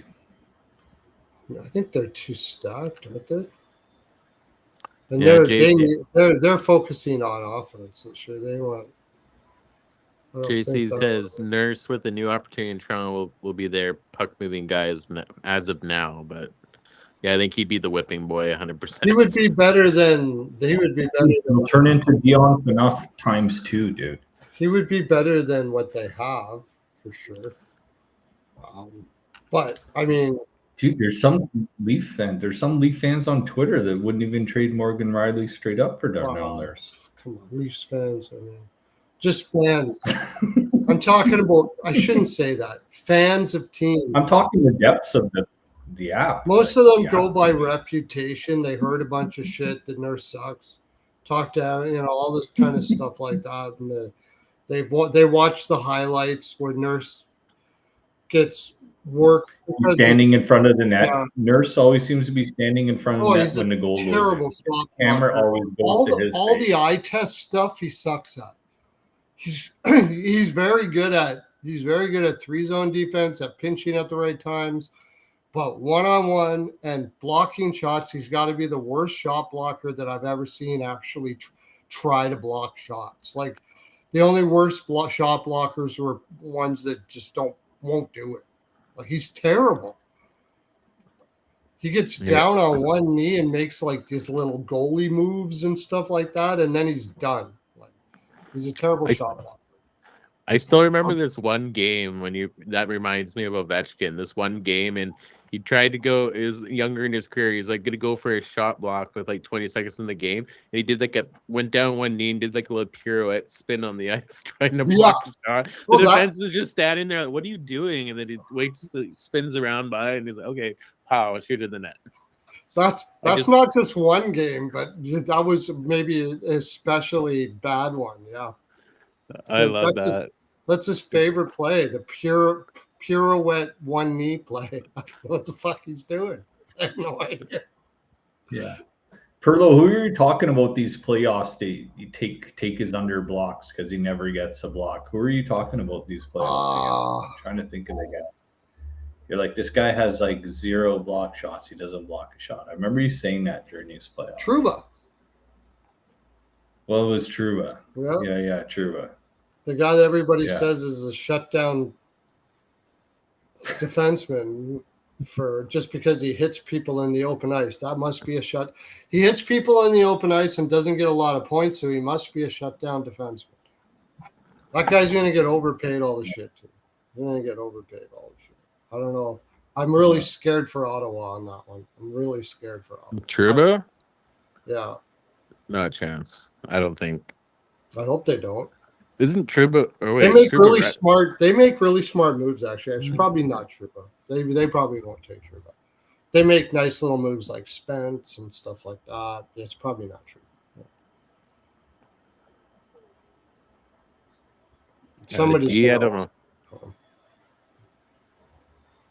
Yeah, if they would need a right shot D, there's lots in the market. They don't go Trouba. I think Pinto takes a huge step next year. He was great defensively this year. Fucking phenomenal. Could have been self. I think he just becomes. I think Pinto is one of those players that just gets better. Oh yeah, me too. Just got Jordan. He's Jordan Stahl. Yeah. I love Pinto. He's one of those players I see that just keeps getting better and better, and all of a sudden he's on the Olympic team for the U.S. All of a sudden they win the Olympics. He could have been. He's just one of those guys who's going to get better. He was there. He wasn't on. No, like he could have been. It's just their centers was no room left for center, and he doesn't really play wings. So. Oh, they didn't take him? I thought he was on the U.S. team. Pinto? No, he was on the Four Nations team. I think, wasn't he? Oh, maybe I don't know. I thought he was on the Let me see. I could be wrong. I can't remember. No, I could be wrong too, he dude. He was not on the Four Nations team. He stayed in Ottawa. It was Sanderson that went. I think he was on the Olympic team. I was in Mexico in February, so Toronto gets Nurse and then gets Radish. I don't know how they get where they're going to get all that cap space from. If you haven't, if Dude, I think the first rule of hockey is anybody good is always rumored to go to Toronto. It doesn't matter. Could be Crosby. Yeah, but this one actually makes sense though. So next thing I want to talk about is Rico and I have been saying this whole time that our take has been that McDavid did 2 years because he's going to go to Toronto. But let me throw this at you. If it like Bob Stauffer, he came out a couple days ago and said McDavid is signing a 7-year contract in Edmonton. Nobody's more committed to Edmonton than this guy. I think Rob Stauffer's usually accurate about a lot of things. Am I wrong? Because I don't pay attention to mainstream media too much, but I could be wrong. Let's see something. How old is McDavid? I wonder if he's 29. But our theory was that our theory was that he did that MGM commercial, made a ton of money, and it's up in 2 years. And it's probably married to the fact that he's an Edmonton Oiler. But what if that MGM contract is like 20 years and he's married to being an Edmonton Oiler, and he went and did the 2-year thing to give them cap space until the cap goes way up, and then he takes the bag for 7 years.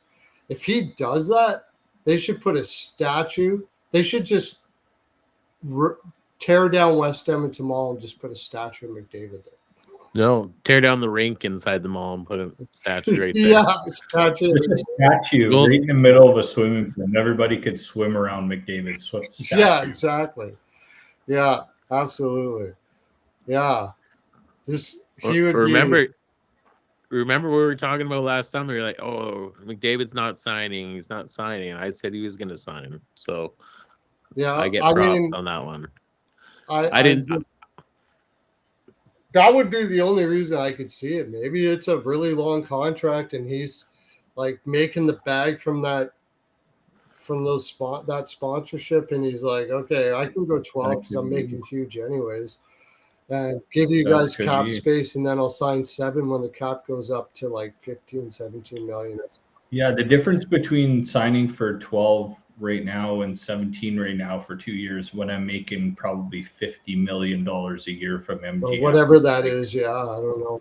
Whatever that is. Like this difference of $5 million on this yearly contract is all it's projected out to the NHL audience that's listening to this right now as far as my contract. And I wouldn't doubt that Kate's, the owner of the London Drugs, right? He owns London Drugs. Dude, he's got... Sorry? Yeah. No, I was just going to say, like, McDavid had McDonald's, like the Big Mac against the Big McKinnon. Like, they had the McChicken against, like, the Big Mac. Yeah. Like, McDonald's, like, had him and McKinnon. Yeah. Like, giving him fucking millions. Like, you don't tell me $5 million a year is going to make a difference in this guy's life. This hockey's second now to these guys. Hockey isn't the primary income. If he's smart, if Kate's smart, he's just say, look, that 10 million, just when you're old and decrepit, we'll give you a 3-year contract. You go on IR and give it to you that way or whatever.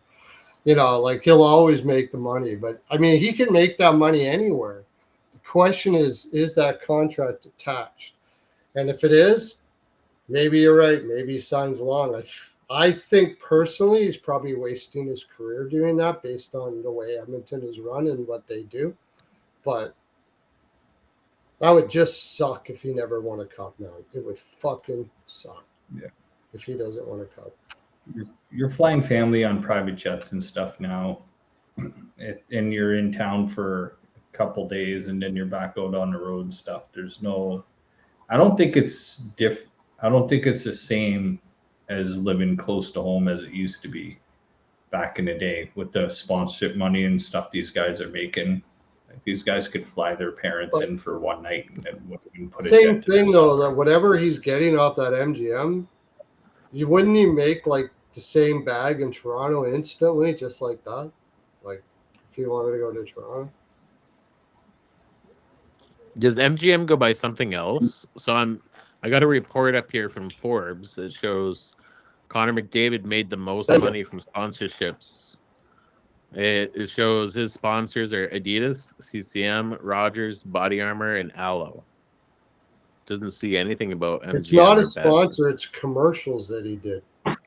He did commercials for okay, yeah. BetMGM. Yeah, I was watching TV last night in Buffalo, and I saw Ovechkin on a commercial, like in Buffalo last night on U.S. national television. I can't remember what the hell he was advertising. In Russia? No, in Buffalo last night. I was watching TV last night, and Ovechkin came on a commercial. Well, and I can't remember what commercial it was. I have an Ovechkin idea what it might like, be. Does Papa John's ring a bell? Because could have been. He was sitting in the NHL arena, and like he was just it could have been. Because Ovechkin made $5 million last year in endorsements, and his sponsors are Nike, CCM, Gatorade, and Papa John's. According to Forbes, I think it was Bob. Steven's Pizza. He made how much in sponsorship? Did you say? $5 million last year. He was number 3. Austin Matthews also made $5 million. In sponsors? In endorsements and sponsorships, yeah. So wow, that's it. Not including commercials, of course, but in endorsements and sponsorships. And Austin Matthews was at $5 million too at number 2. Nike, Verizon, RBC, Prime, and Gatorade. See, that BetMGM one is like, that's an international commercial. I'm pretty sure he got paid large for that. Maybe not $50 million a year, but he got paid large. Well, you just got paid one time for it then. Like a Super Bowl commercial, it costs $1.5 million for what, 15 seconds or something like that, or some crazy amount. It's gone up and up, I think. How much is one commercial on Super Bowl? I think it's over $1 million now for 15 seconds. It was like 6 figures. It was like $250,000 for like 15 seconds. I remember at one point. It's more now. I'll say it's over $1 million per 15 seconds. 1.5 sounds right.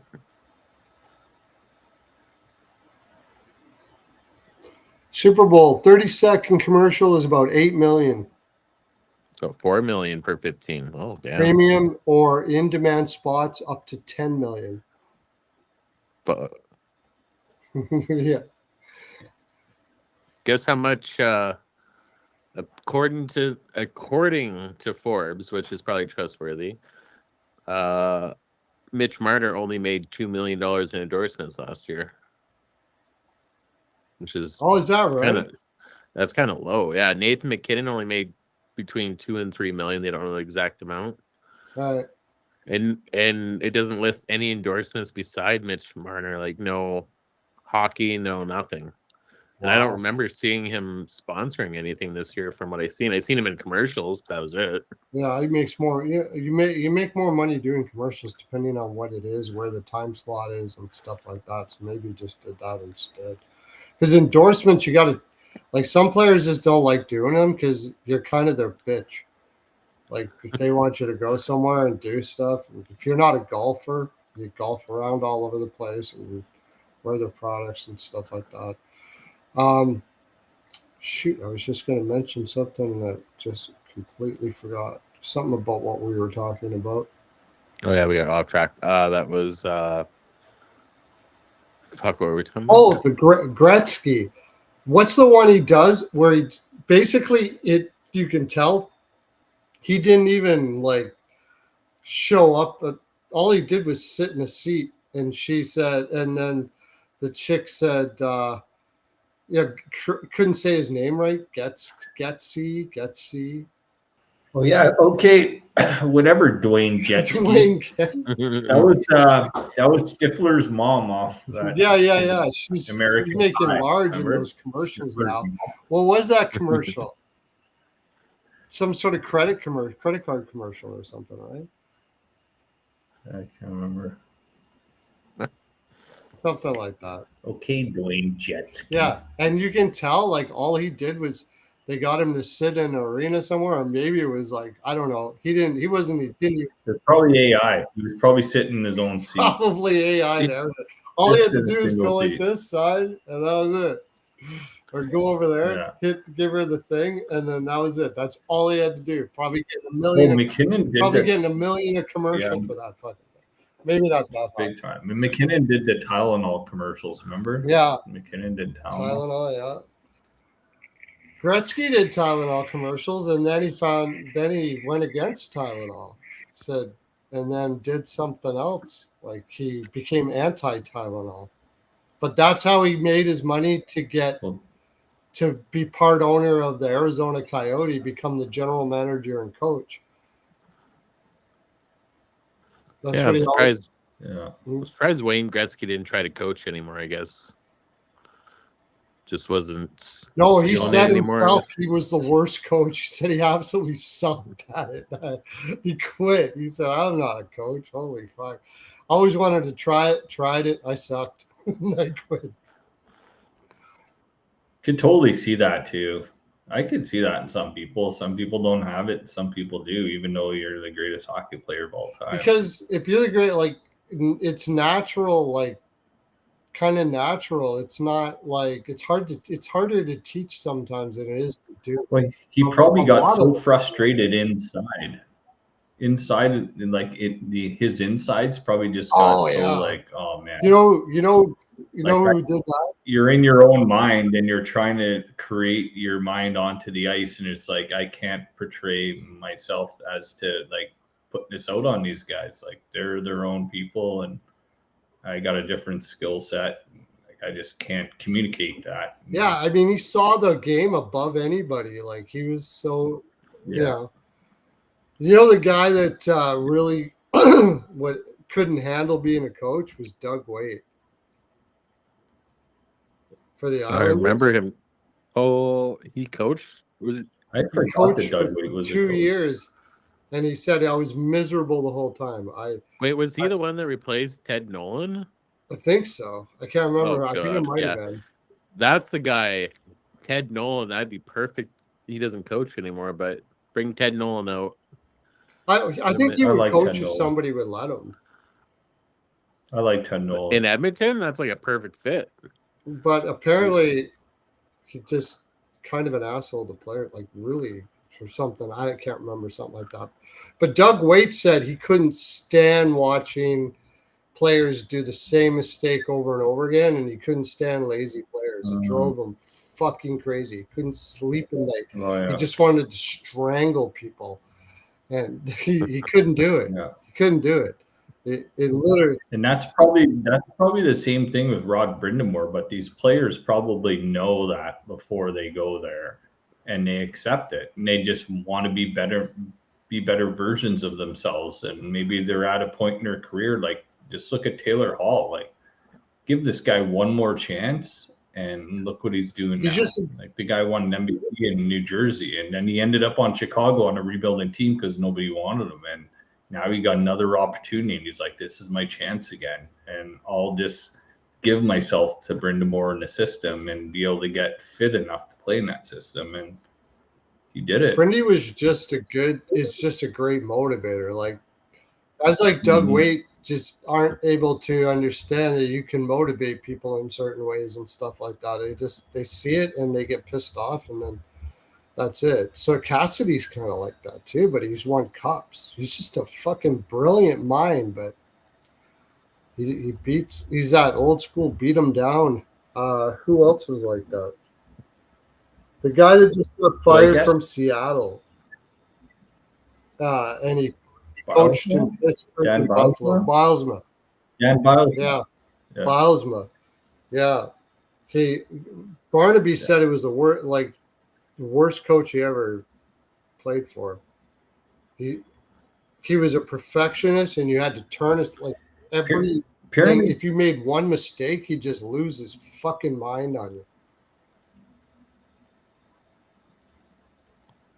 I think with Brind'Amour, you have to remember too, though, like going back to Brind'Amour, he's apparently in the gym, right next to the players and making them look bad. Like, he's still fit as hell. Yeah, exactly. So that's a good motivator. Just like, oh, damn, the coach here is still in the gym. I can't leave now. I'm going to look like an asshole. He's a trainer and a coach at the same time. He's out there with them doing everything. And Yep. Rod the bod.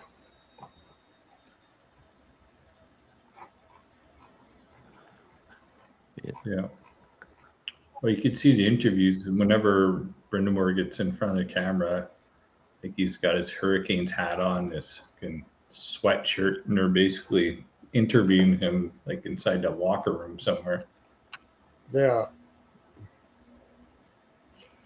There's a guy that might have even deserved Jack Adams too.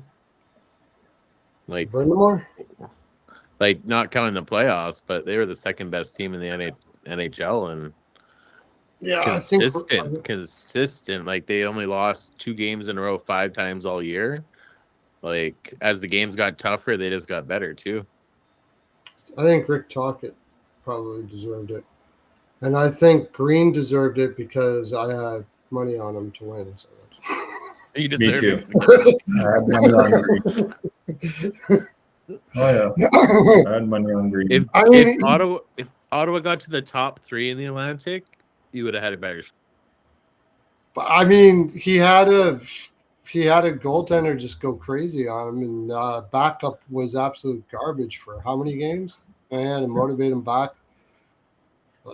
Philadelphia, they were the best team in the NHL after the Olympic break. Look at that. Oh, yeah. Yeah, Allmark, they brought his old goalie coach over, and they actually signed him a couple weeks ago. They signed him as a consultant. Well, that's good. So he's staying there for at least for the next year. I don't know how long. It doesn't say how long it's for, but Justin Peters stays on as the goalie coach, but he's going to be the goalie consultant. He's going to work with all the goalies and everything. That's good. I shouldn't say he went crazy. He went and got some help, which is good. I'm glad he did. Who did?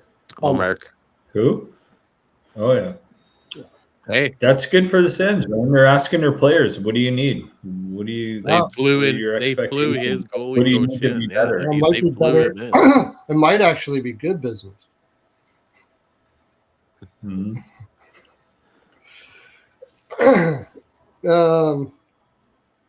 It's an inside joke.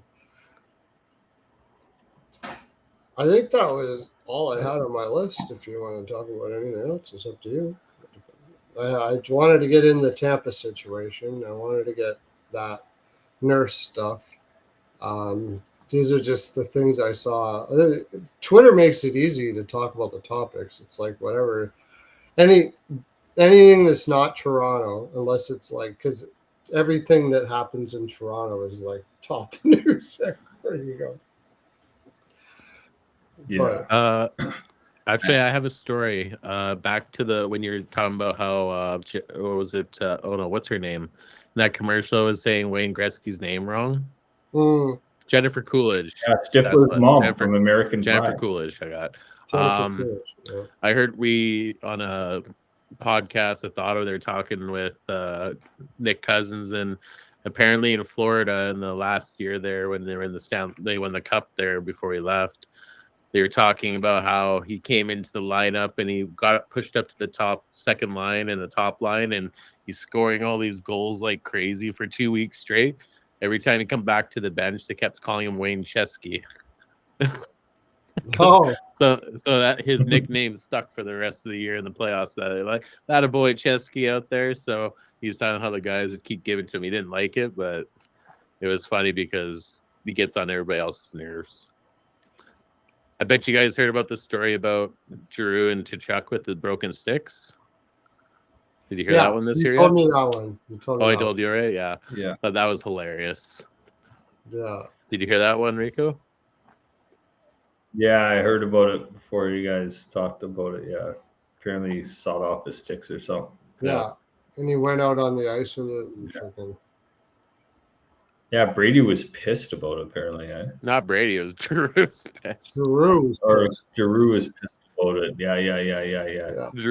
Giroux loves it because he's like, he feels young because all the young guys like to pick on him and stuff. Like, they're talking about how like Drew just takes a bunch of shit from everybody. Like they all like to prank him because he gets so mad. Apparently, gets pissed off, and he'll just not talk to you for the rest of the day, or go as far as tell you to fuck off. Well, he's like the old man there, right? So like everybody calls him old man and stuff, and just give him jabs. But he feels like he's part of the team. He's not like the old guy that's just like trying to finish his career and get his last million and piss off. So I think that's why he likes playing in Ottawa too. Giroux grew up 2 hours away from my hometown, man. When I drove back home to 11 hours north of Barrie, there's a sign right in Hearst, Ontario with Giroux's face on it. We know his family. I've seen that a few times. Yeah, he's got relatives in my small town. Yeah. Gretzky, I got told that he used to go to a bar that my dad used to go to all the time. Yeah. He would go there because it was this guy that owned, I can't remember his name, but he played in the CFL, had this idea to start a bar for like big businessmen that didn't look like a bar that big businessmen would go to. And it was in an area that was very private. So you could go there and nobody would know you were there. And inside was really nice. It was beautiful. And Wayne picked up on it. It was called, probably because he knew them from the CFL or something like that. It was called the Point After. And he would go get his car driven there and he would have a couple beer. If he didn't talk to anybody, then nobody talked to him. He didn't come in every time. He didn't drink a lot, but he would come in every once in a while. If he didn't talk to anybody, he would just go out. He was a teetotaler too. 5 beer and the guy was practically hammered. He was. The Point After. That's a great name for a fucking bar. Yeah, the Point After. Yeah. And but if he did get talking, fuck, he was awesome, man. I talked to him a couple of times, but like he fell on every word he said. He had that kind of farmer intelligence, you know what I mean? Like see the world in a very what's the word? A grounded way. And you know what I mean? Like you'd never know he was the best player never in a million years. If you didn't know he was Wayne Gretzky, you wouldn't have a fucking clue that guy was a celebrity. Not a clue. Yeah. Just great. Yeah. The question comes upon them and they just answer it, and then they answer it the exact right way. Do you think that somebody would not answer it? Yeah. But because they're so grounded, it's like one of my favorite quotes from him. Answered it right from the inside, not that. One of my favorite quotes from him was, it said, "It took me a long time. I knew I was the best. I knew I was the best hockey player. That didn't take me too long, but it did take me a long time to realize that being the best hockey player doesn't mean you're better than anybody." I love that quote. Mm-hmm. He's like, I just have a talent, like everybody has a talent. You have your amazing thing. Everybody does. Like, I'm no better than anybody. And it took me a while and some ass kickings to figure that out. It was cool. You had to be knocked down, right? Yeah, it's a good one. There's another quote somebody said. I don't know who said it, but it was about a charity event, and they said the best hockey player ever to play the game was never given the opportunity.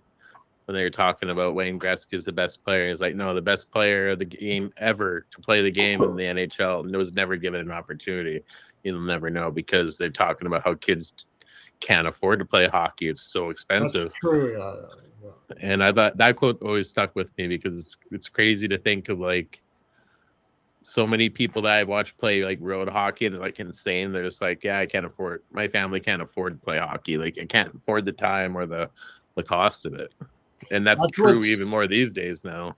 It is, but that's what's going to get scary in the United States, man, because they do give people opportunities to play.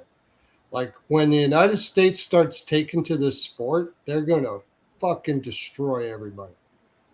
They pour so much money into their sports programs there. It is nuts, man. And you don't. Yeah. Well, look, and they to get look what they do with basketball and football. Like the NCAA basketball, NCAA football, NCAA hockey, like that will just be just as big eventually. Yeah. Once they, like Pearlo said, they start putting money into that, it'll just be like the Final Four, the Frozen Four. It'll be just up there just as much.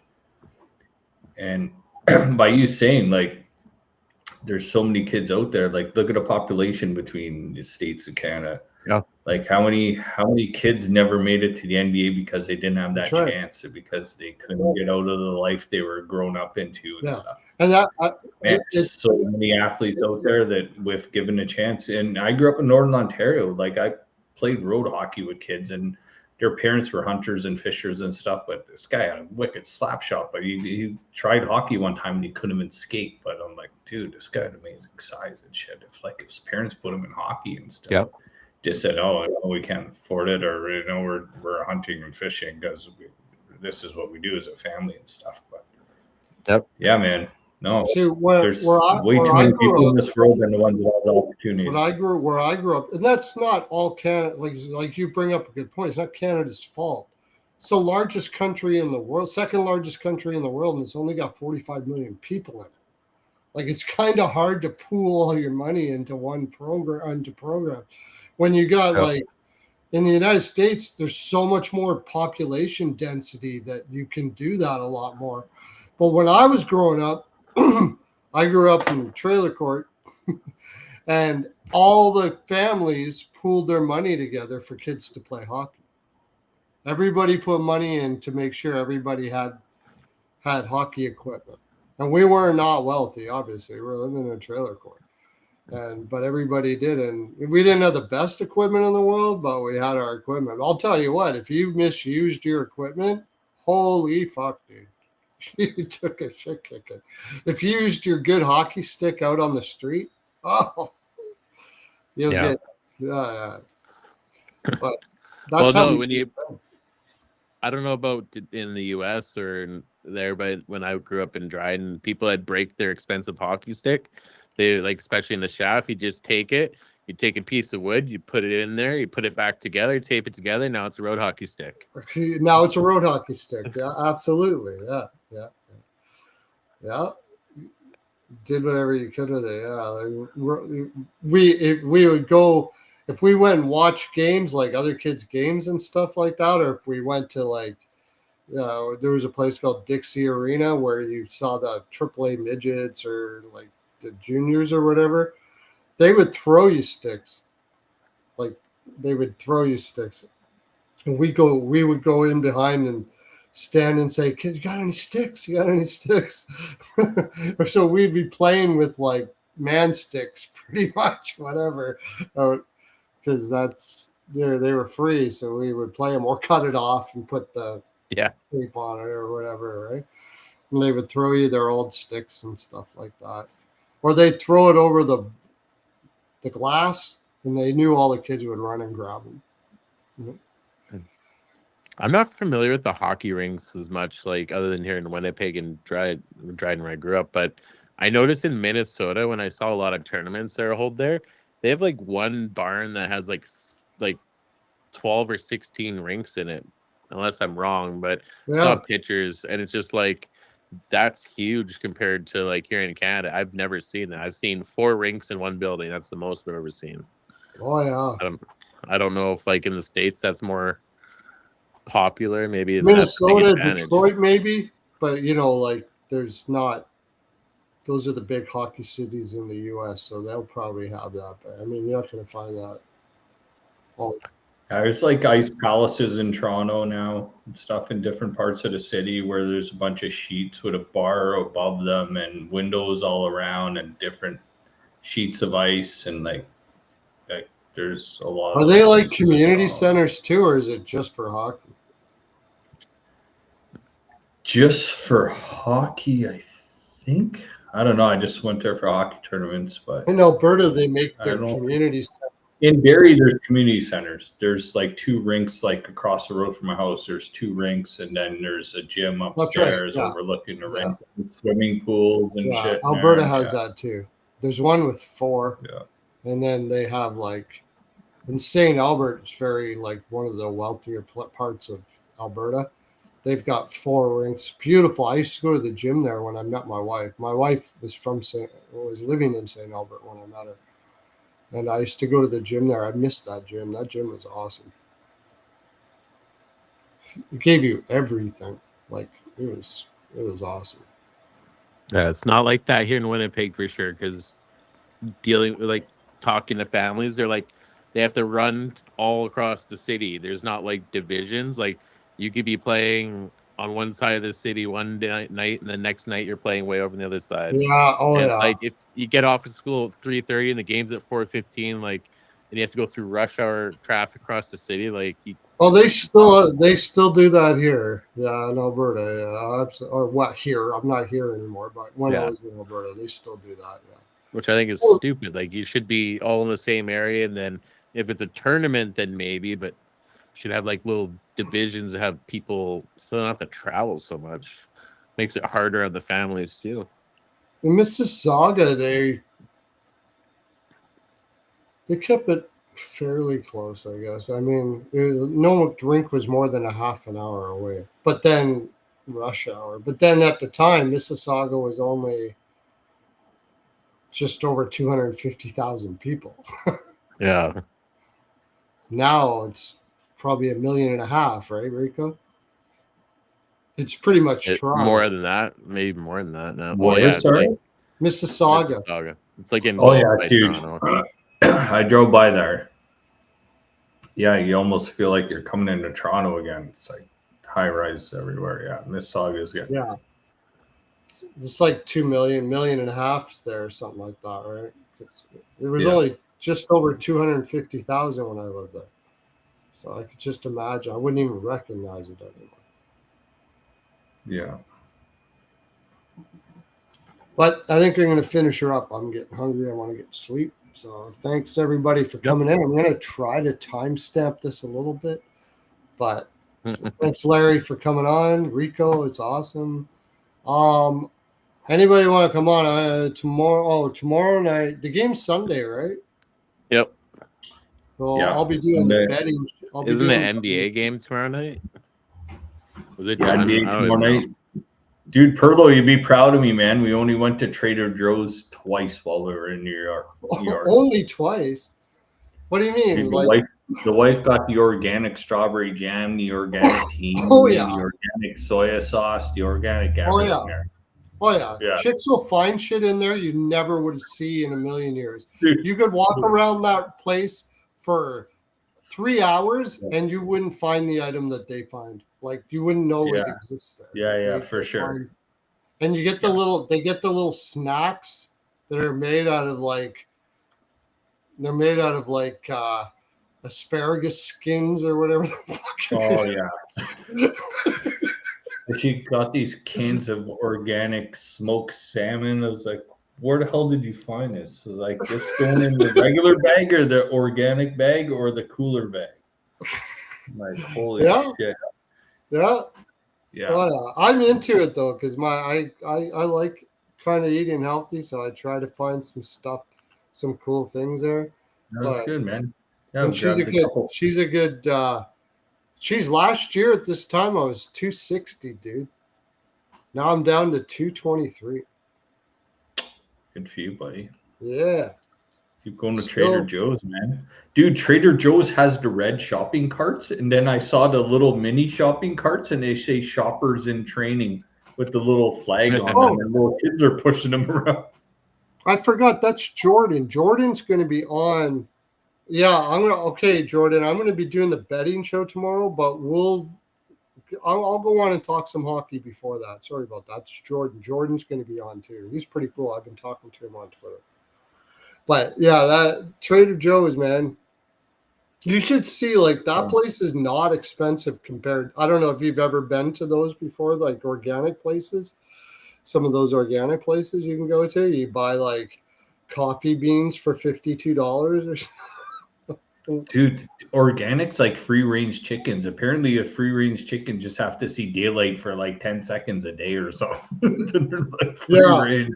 Well, there is some scam Watch out artists for like rules all about that stuff. Grass fed beef. They just like threw some grass at the cow before they killed it. There you go. Man. All right. Oh, They're like, he ate a blade of grass. That's grass fed beef. He's good for 30 days. It's production going. Hasn't ate a blade of grass till like 30 seconds before it takes the bullet, right? There you go. Man. See? We fed it grass. Yeah, grass fed beef. Free range chicken. He saw daylight for 5 seconds. Yeah. He was free range. Yeah. Well, there's a thing on Netflix about that. So all they do is they crack open the door of the barn and they take a piece of wired fence and they just bend it outward so they can step outside. One chicken could fit outside and step outside, and that's classified as free range then. Yeah. Oh, Is crazy. Otherwise, it's the exact same. Yeah, there's cage-free chickens. There's that one. One's free range and one is cage-free. I love that one. They probably put them in a box instead of a cage. Hey, we never said he was box free. We said cage. No cages used at all. No, just watch for the wording, people. Who's the one that squeezes the little tits of almond milk? I didn't even know they had tits. The fuck was that? Meet the Fockers? Almond milk. Oh. My wife says that almond milk is like most of the almond milk you get is like some sort of thing that like it's some sort of milk that they make, and then they put like 3 almonds in it. That's it, and the rest is all flavoring and shit. Dude, whenever almond milk was. Yeah, whenever they say almond milk, look for the first ingredient and start working your way down. Look at Mark Chisholm just noticed the unstoppable you on the high side. Oh. Unstoppable you. One epic summer. One unstoppable you. I know, right? You can get in the way of your summer plans. That'll ruin your vacation. If there's chafing involved, your vacation's ruined. Done. Why not just bring Jaime's aboard? And no excuse whatsoever. We're living in 2026. There's no reason why anyone should be chafed any minute of their life. None at all. Chafe-free living, my friend. It's getting ridiculous. I even have to say this now. Like, come on. I know. What planet are you from? For fuck's sake. Yeah. I know. I debate this all day, going all over the United States, and it just gets tiresome. I get a little. The amount of letters you tell me about Pearlo when I talk to you, and you're like, dude, I keep getting these letters. I gotta do the letters, right? I gotta do the letters. So I got, okay. What's his name? Emilio goes down to the letter tables, the mailroom. He brings up the sack of letters. He pours it all over the letter table. Oh, we haven't did a Jaime's dance in a while, too. I gotta start doing that. Yeah, I'll do that. The Pearlo dance. Actually, not Jaime's dance, Pearlo dance. And we read all your letters. So make sure you're sending your letters. Maybe I can have a couple. I'll have a couple soon. Some letters for you. Come from all over the world. All right, I'm gonna go. I gotta go eat, get sleep, guys. Thank you very much for coming in, everybody. And we will see you tomorrow with Jordan sometime, and I'm going to do a lot of live tomorrow and then the betting show, of course, Rico and Pearlo's House of Exotic, Jaime's Picks, Frolic on exotic. What's tomorrow? Exotic Wagers. It'll be on Exotic Wagers channel tomorrow. Can you put Rico up at full screen? Sure. I don't know. Give me a pose. I don't think I can. No idea. Oh, yeah. There you go. Now get nice pose, whatever you want it to look like, and then I can. He's going to make a new one. World Series appearance hat on. Change it to Rico and Pearlo's House of. You can put if you're going to be on all the time, you can fit your name in there too, Larry. Rico and Okay, I'll Pearlo's use that House one. of Exotic Jaime's Takes Frolic. Because it's not going to be a betting show. We have two different shows. Picture you had Okay. before was fine, dude. I'm not a poser. Well, that's good enough. I got enough now, so I can. Behind me. Whatever else is behind me. Oh, that doesn't matter. I just cut you out. Yeah, you just But now crops I it. actually have like a decent video of you, because every other one you're just like a tiny little square or half a thing, and I just couldn't find anything with good video. I went back. I'm like, dang, like the one that Pearlo made was easy. you and me and Pearlo was totally cool. I don't know. Was. Seemed all right. All right. See you later, everybody. I'm hungry. Okay, boys. Yeah. Have a good night. Bye-bye. Jordan Stahl, Conn Smythe.